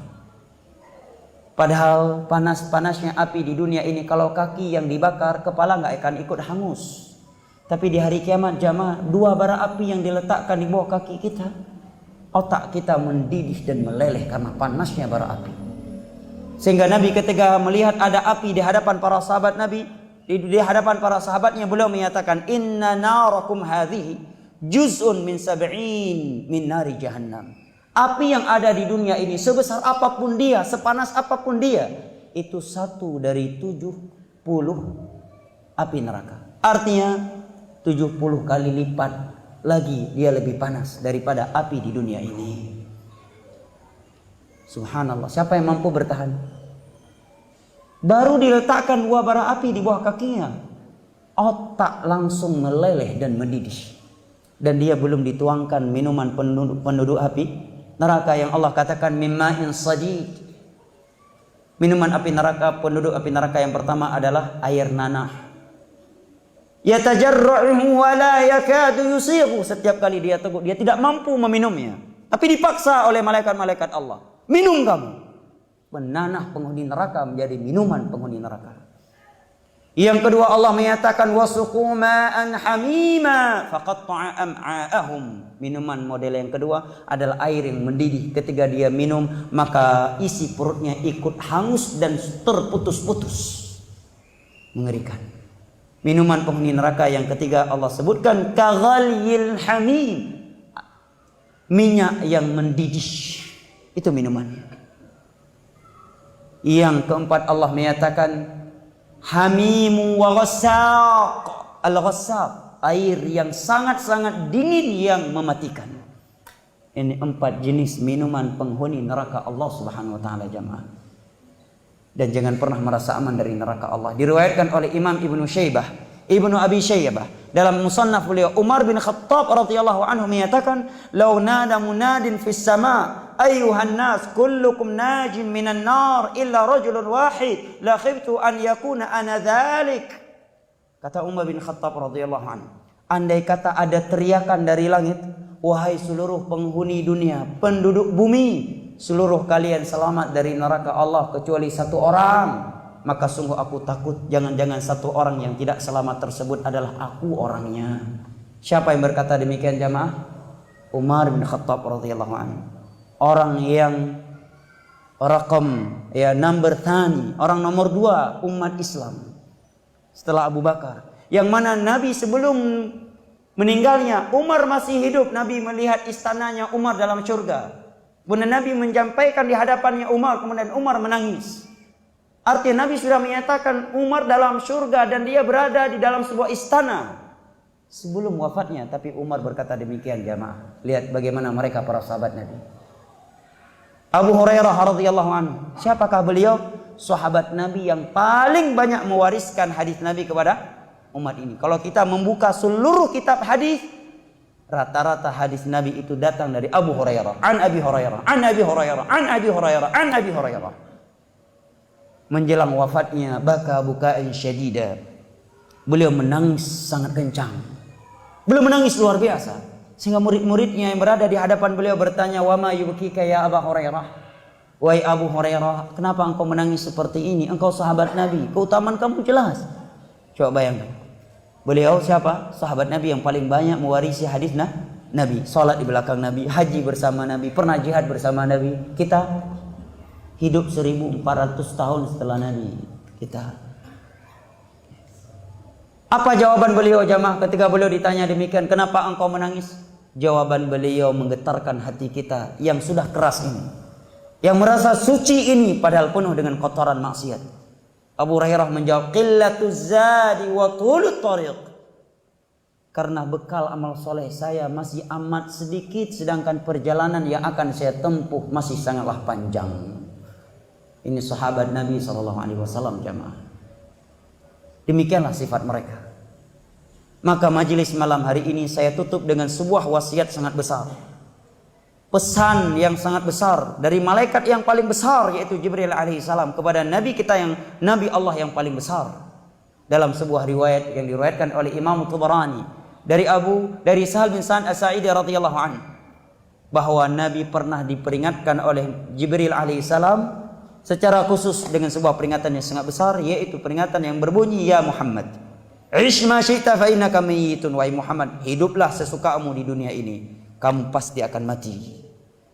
Wa ahbib man syi'ta fa innaka mufariquh. Cintailah apa yang engkau ingin cintai di dunia ini. Kamu ingin cinta anakmu, istrimu, jabatanmu, cintailah. Kamu pasti akan berpisah dari itu semuanya. Wa'mal ma syi'ta fa innaka majziyun bih. Berbuatlah sesukamu di dunia ini, engkau akan mendapatkan balasan sesuai dengan perbuatanmu. Wa'lam anna syarafal mu'min qiyamuhu bil lail wa 'izzuhu istighna'uhu 'anil nas. Ketahuilah kehormatan kemuliaan seorang mukmin di sisi Allah tatkala dia menjaga salat malam.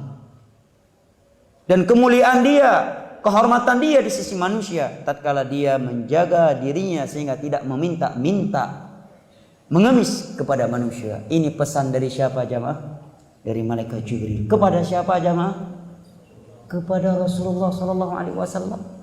Siapa beliau jamaah? Pembuka pintu surga kita. Beliaulah yang kata Aisyah radhiyallahu anha, kana Rasulullah sallallahu alaihi wasallam yaqumul laili hatta tatafattar qadamah. Nabi itu kalau salat malam panjangnya luar biasa sampai kaki beliau bengkak, pecah-pecah. Sehingga aku berkata kepada beliau, "Ya Rasulullah, ataf'alu hadza wa qad ghafara Allahu laka ma taqaddama min dhanbik wa ma ta'akhkhar?" Wahai Rasulullah, kenapa sampai seperti ini ibadah engkau? Padahal seluruh dosa-dosamu yang telah berlalu dan yang akan datang telah Allah hapus, telah Allah ampuni. Apa jawabnya Rasulullah jamaah? Nabi menjawab, afala akunu abdan syakura. Apakah salah aku menjadi hamba yang bersyukur? Kita belum pasti masuk surga dan belum pasti selamat dari neraka. Maksiat banyak, ketaatan kurang. Padahal kata Ibnu Rajab tadi, bapak kita Adam alaihi salam dan ibunda kita Hawa Allah keluarkan dari surga karena sebuah dosa jamaah. Sedangkan kita ingin masuk ke dalamnya dengan ribuan dosa, ini hal yang mustahil. Maka hendaknya kita bertobat sebelum terlambat. Nabi menyatakan, innallaha yaqbalu taubatal 'abdi ma lam yugharghir. Allah akan senantiasa menerima taubat hambanya selama belum ghargharah. Ghargharah ada dua penjelasan dari ulama. Penjelasan yang pertama, ghargharah adalah nyawa yang ditarik sudah sampai di tenggorokannya. Makna yang kedua, azab Allah sudah di hadapannya yang mana dia yakin pasti akan mati. Ketika dia sudah pesimis, dirinya pasti akan mati baru bertobat, ini enggak akan diterima lagi. Seperti kondisinya Fir'aun, falamma adrakahul gharaqu qala amant. Ketika Fir'aun sudah tenggelam, al-gharaq sudah sampai di lehernya, baru dia menyatakan aku beriman. Maka Allah menyatakan al-an wa qad asai, sekarang baru. Jangan sampai kita bertobat karena terpaksa. Karena tobat yang diterima oleh Allah adalah tobat yang dibangun di atas cinta dan pengagungan kepada Allah, bukan karena terpaksa. Na'udzubillah, kita bertobat dalam tsunami sudah di hadapan kita. Bumi sudah Allah belah di hadapan kita dan kita sedang berada di dalam diskotik. Na'udzubillah. Kita sedang berada di atas maksiat dan lebih parah dari itu, kita sedang berbuat syirik. Kita sedang berbuat syirik karena dosa syirik satu-satunya dosa atau salah satu dosa ya, yang membuat pelakunya kekal dari neraka Allah. Dalam keadaan kita mati dalam keadaan kita mencetus ibadah-ibadah baru dalam agama Allah yang diancam oleh Nabi nggak akan masuk ke dalam telaga beliau karena telah banyak memperbarui agama beliau. Mudah-mudahan apa yang telah kita simak pada malam yang berbahagia ini bermanfaat. Lebih dan kurangnya saya mohon maaf. Dan di sini ada beberapa pertanyaan, namun karena waktu yang sudah habis, gimana? Kita jawab pertanyaan atau bagaimana? Kita jawab, baik.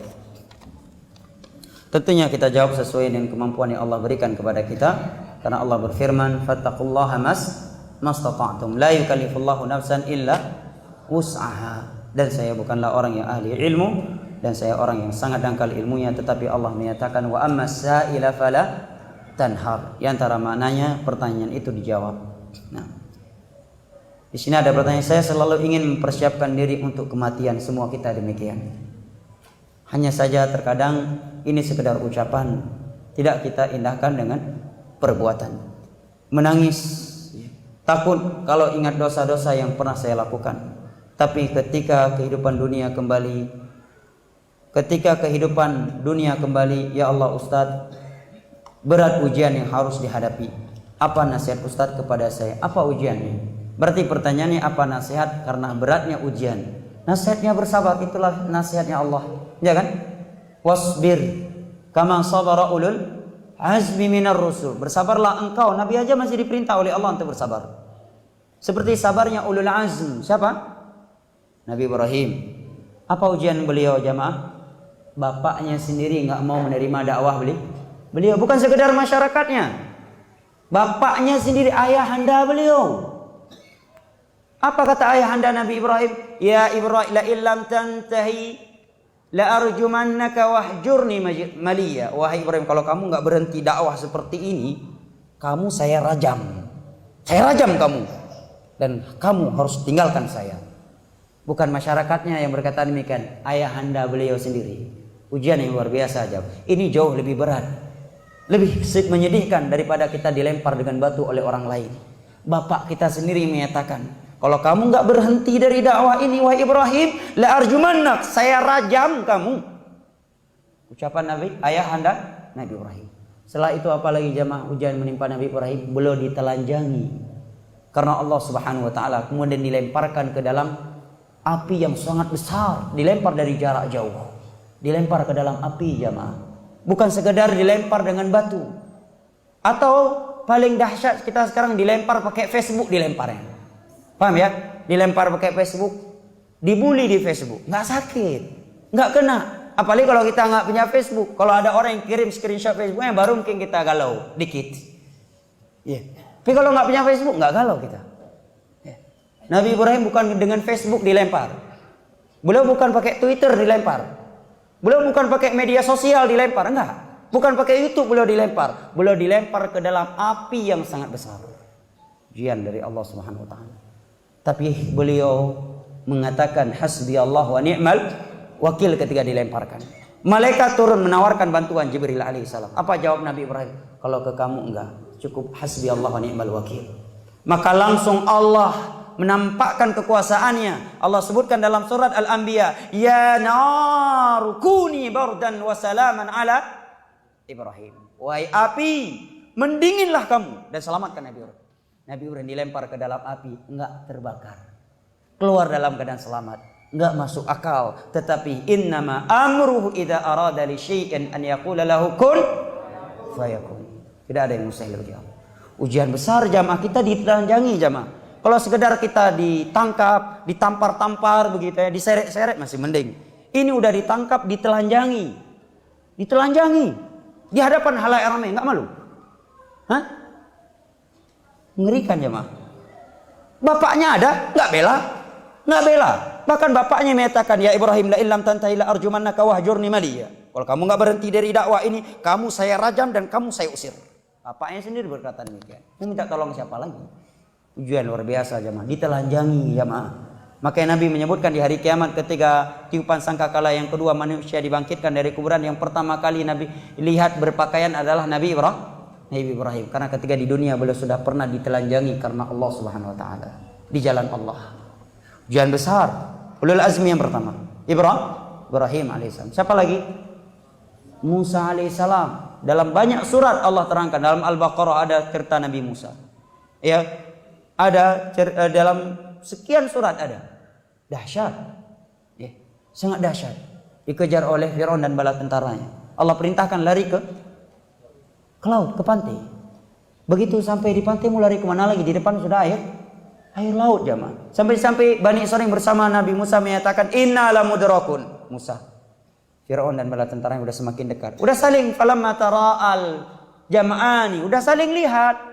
Firaun dan bala tentaranya dengan Bani Israil udah saling lihat, saking dekatnya. Maka Bani Israil menyatakan kita sudah ditangkap wahai Musa.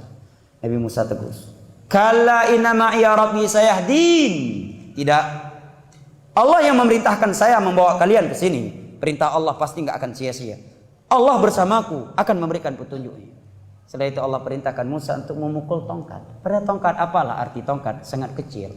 Diperintahkan oleh Allah untuk memukul, untuk dipukulkan ke laut. Kalau kita ingin pakai logika, bisa buat apa ini tongkat? Rupanya bisa membelah laut.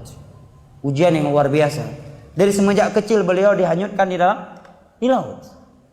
Ujian yang luar biasa Nabi Musa alaihissalam. Demikian juga Nabi Isa dituduh anak apa?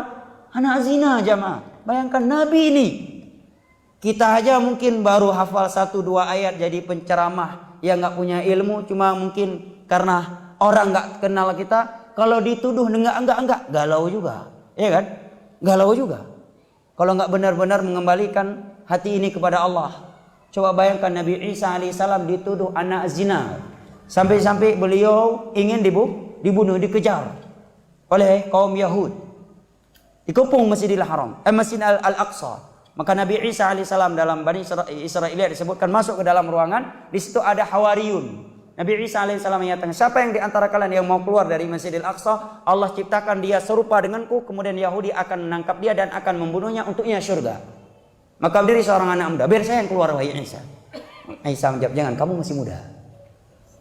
Tanya lagi Nabi Isa, sampai 3 kali anak muda ini masih menjawab, saya wahai Nabi Isa. Maka dia pun keluar, mereka membunuhnya dan mereka menyangka bahwa mereka telah membunuh Isa alaihissalam. Yang Allah katakan, wa ma qataluhu wa ma salabuhu walakin syubbiha lahum. Mereka belum membunuh ya Nabi Isa.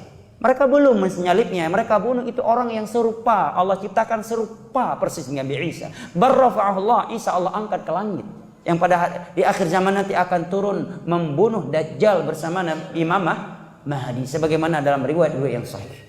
Ujian yang luar biasa. Dituduh anak zina, dikejar, ingin dibunuh. Nabi beliau bukan sekedar ustadz bertitel S1, LC, ya, atau LB lulusan Bali, ya. Bukan sekedar itu titel ya. Titel beliau Nabi dan utusan Allah. Dituduh apa jamaah? Anak zina. Dan beliau dikejar oleh Yahudi untuk dibunuh. Nabi Zakaria dibelah dengan gergaji, terbelah. Karena dituduh bahwa Nabi Zakaria lah yang menghamili Maryam. Karena Maryam anak asuhnya Nabi Zakaria. Orang Yahudi pakai akal, nggak mungkin hamil tanpa laki-laki. Ini pasti perbuatan Zakaria. Mereka kejar Nabi Zakaria, mereka dapati dan mereka belah Nabi Zakaria dengan gergaji. Ujian besar nggak jamaah? Besar jamaah. Kalau menimpa kita, naudzubillah. Nasallallahu salam wal afiyah. Siapa lagi ulul azm? Nabi Ibrahim sudah, Nabi Musa sudah, Nabi Isa sudah. Siapa lagi? Nabi Nuh alaihi salam. 950 tahun berdakwah, istri dan anaknya sendiri enggak masuk Islam. Sakit enggak jamaah? Sakitnya tuh di sini. Anak sendiri, istri sendiri, 950 tahun kita berdakwah. Orang-orang lain ikut dakwah kita, anak sendiri nggak mau ikut masuk Islam. Istri sendiri nggak mau ikut. Nggak berat ya mah? 950 tahun sampai beliau harus membuat perahu di padang pasir. Perintah Allah. Wa kullu ma marra alaihi mala'um sakhiru min. Setiap ada kaum yang lewat, mencomohi, mencela Nabi Nuh alaihissalam. Kamu nggak normal, buat perahu di tengah-tengah padang pasir. Mau berlayar kemana? Sekarang Anda melihat ada orang buat perahu di tengah-tengah padang pasir, nggak ada laut. Dibawa kemana itu perahu? Bisa nggak berlayar di atas tanah? Nggak bisa kan? Kenapa? Kalau masih pakai logika. Nabi Nuh nggak pakai logika lagi, tapi Nabi Nuh, ya ayyuhalladzina amanu taqullaha haqqa tuqatih wa la tamutunna illa wa antum muslimun. Betul-betul menyerahkan dirinya kepada Allah. Karena yang memerintahkan beliau buat perahu adalah Allah. Nggak mungkin perintah Allah sia-sia dan konyol. Rupanya benar ada air di dunia. Allah turunkan air dari langit dan Allah turunkan air dari bumi sehingga menjadi air bah. Gunung pun tenggelam. Seluruh gunung di dunia tenggelam. Anaknya Nabi Nuh bersama istrinya ketika air bah sudah datang masih dipanggil oleh Nabi Nuh. Ya bunayya yarkam ma'ana wa la takum ma'al kafirin. Wahai anakku, kemari bersama ayahmu. Naik ke perahuku, jangan bersama ibumu yang kafir. Apa jawab anaknya? Sa'awi ila jabali ya'simuni minal ma'. Saya akan pergi ke gunung yang akan menyelamatkan saya dari air ini. Apa jawaban Nabi Nuh alaihissalam? La 'asimal yawma min amrillah. Tidak ada yang bisa selamat dari azab Allah hari ini. Bayangkan Nabi Nuh di depan matanya, anaknya ditenggelamkan oleh Allah Subhanahu wa taala. Dalam keadaan kafir. Kalau anak kita mati tenggelam, muslim, alhamdulillah, husnul khatimah. Salah satu husnul khatimah mati tenggelam. Karena mati tenggelam itu bukan enak jamaah. Pernah antum tenggelam? Pernah merasakan kan? Itu belum mati kayak gitu. Masih di sungai. Nabi Nuh alaihissalam di depan matanya, anaknya ditelan oleh air bah. Istrinya juga. Nggak sedih jemaah? Sedih. Berapa lama beliau dakwah? 3 hari? 7 hari? 40 hari? 40 bulan? Berapa? 950 tahun jemaah. Itu ujiannya. Nabi Muhammad, perlu cerita lagi, lebih luar biasa lagi. Luar biasa lagi. Berat sekali Ustaz ya istiqomah. Ya berat. Kalau nggak berat enak bukan istiqomah namanya, itu istirahat namanya. Kalau yang namanya istiqomah ya pasti berat. Kalau mau enak ya istirahat namanya. Maka Nabi menyatakan ad-dunya sijnul mu'min wa jannatul kafir. Hadits riwayat Imam Muslim dari Abu Hurairah radhiyallahu anhu. Dunia ini bagaikan penjara bagi seorang muslim mukmin. Dia jalan dikit ada aturan, haram. Jalan dikit, wajib harus lakukan. Haram, wajib, haram. Tetapi begitu dia mati, langsung Allah balas. Ya. Dan ketenangan di dunia pun hanya bisa dirasakan kalau dia berada di atas garisnya Allah. Ala bidzikrillah tatmainnul qulub. Bersabar. Nasihat yang kedua, banyak berdoa kepada Allah Subhanahu wa taala.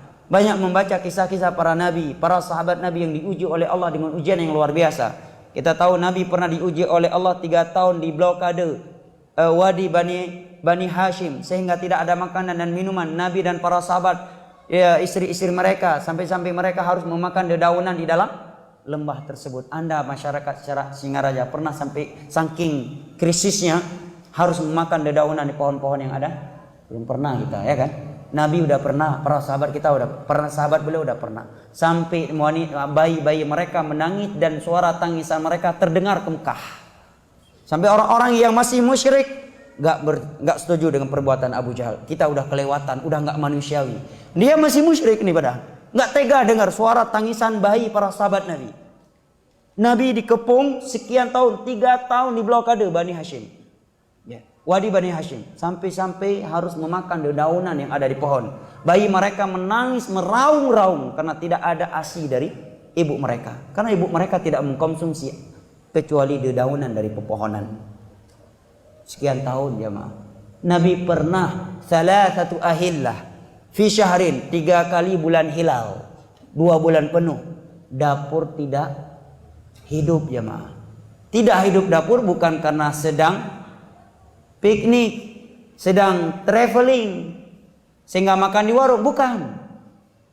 Tetapi diuji oleh Allah, yang beliau makan hanya al-aswadan, hanya kurma dan air putih. 2 bulan turut-turut, nggak ada makanan di rumah. Kita bilang ujian luar biasa, baru sekali ujian. Pas ada nikmat lupa dia bilang lagi dapat nikmat. Begitu sekali dapat ujian, Masya Allah ujian ini berat sekali.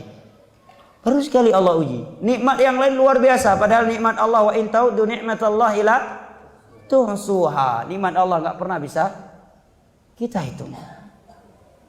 Nah, wallahu a'lam bishawab. Pertanyaan yang terakhir. Pak Ustadz, bagi perempuan yang belum menikah, jomblo syariah. Masya Allah ada istilah baru nih. Saya dapat ini di Bali nih, di Singaraja ada jomblo syariah rupanya di Singaraja. Singaraja kan namanya daerah kan? Iya, selama saya menjadi muslim baru ini dapat istilah baru, jomblo syariah. Masya Allah, nggak tahu bagaimana syariahnya. Jomblo syariah bagi perempuan yang belum menikah, dalam kurung jomblo syariah. Amalan-amalan apa yang harus dilakukan agar segera dipertemukan jodohnya? Masya Allah. Jodoh itu bagian dari rezeki. Wa ma 'indallahi la tunalu bi ma'siyatih, kata Nabi. Fa ajmilu fi talab fa inna ma 'indal, Nabi menyatakan hadis lebih panjang lagi, ma min nafsin tamutu illa wa qad istukmila rizqah.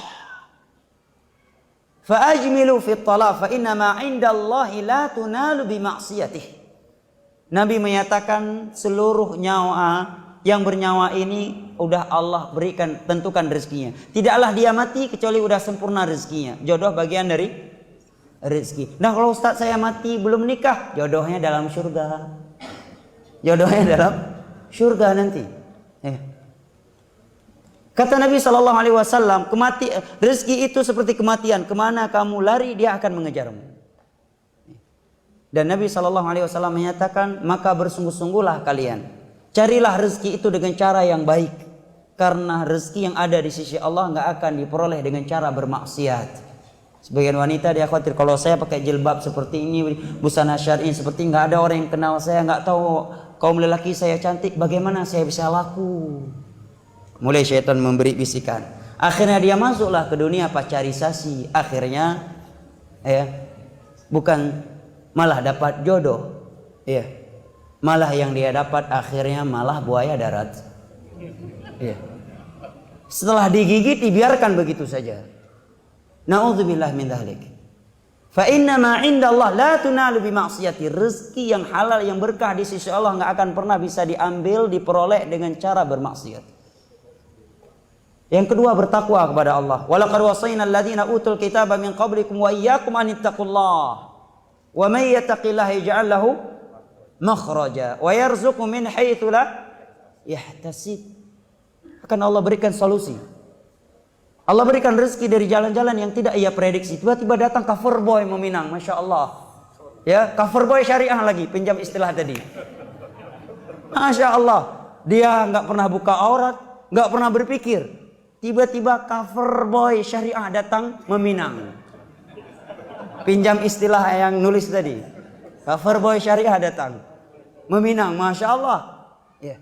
Sebab apa? Takwa tadi. Wa may yattaqillaha yaj'al lahu makhraja wa yarzuqhu min haitsu la yahtasib. Ketiga, yang memerintahkan kita menjalankan agamanya adalah Allah.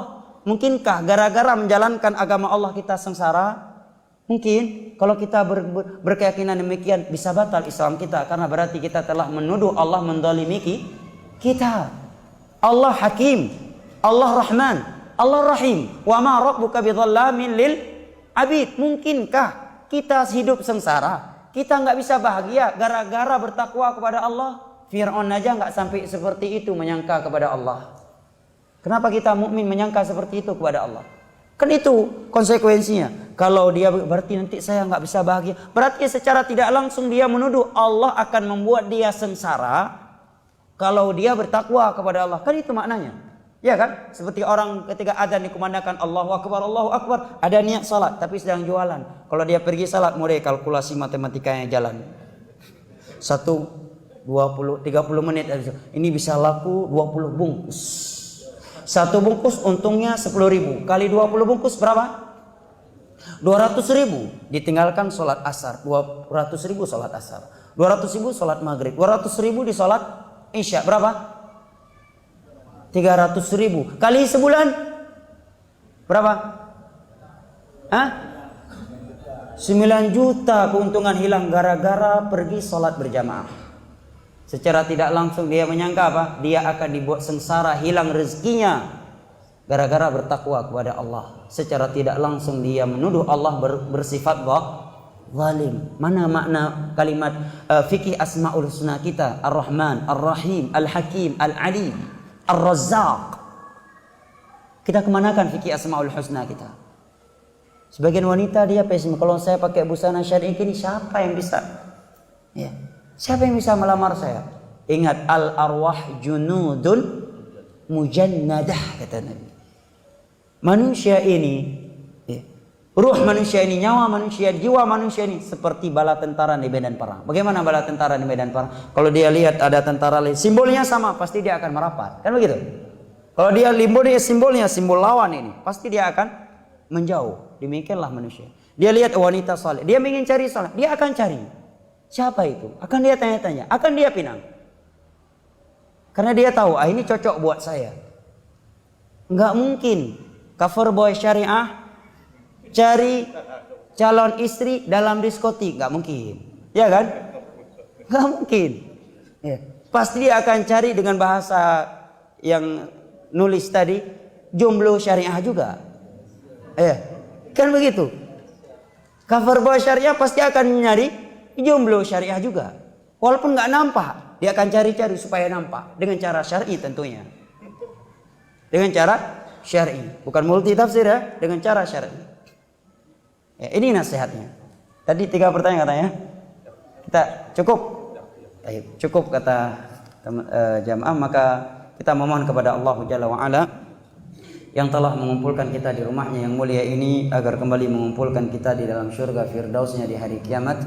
Dan kita berdoa kepada Allah, Allahumma in tawaffaitana fatawaffana muslimin wa alhiqna bis salihin, sebagaimana kita memohon kepada Allah, Rabbana atina fid dunya hasanah wa fil akhirati hasanatan wa qina adzabannar. Dan tentunya juga tidak kita lupakan saudara-saudara dan saudari-saudari kita yang masih jomblo syariah tadi, agar diberikan ya jodoh-jodoh yang syariah pula. Yang wanita-wanita yang jomblo syariah tadi, mudah-mudahan Allah berikan cover boy syariah. Dan semoga adik-adik kita yang masih cover boy dan jomblo syariah diberikan istri-istri yang salihah oleh Allah Subhanahu wa taala. Ya, ini doa yang sangat dibutuhkan dan sangat diharapkan oleh kaum jomblo. Mudah-mudahan Allah kabulkan doa kita di rumahnya yang mulia ini. Amin ya rabbal alamin. Kita akhiri dengan doa kafaratul majlis. Subhanakallahumma wa bihamdik asyhadu an la ilaha anta astaghfiruka wa atubu ilaik. Wassalamualaikum warahmatullahi wabarakatuh.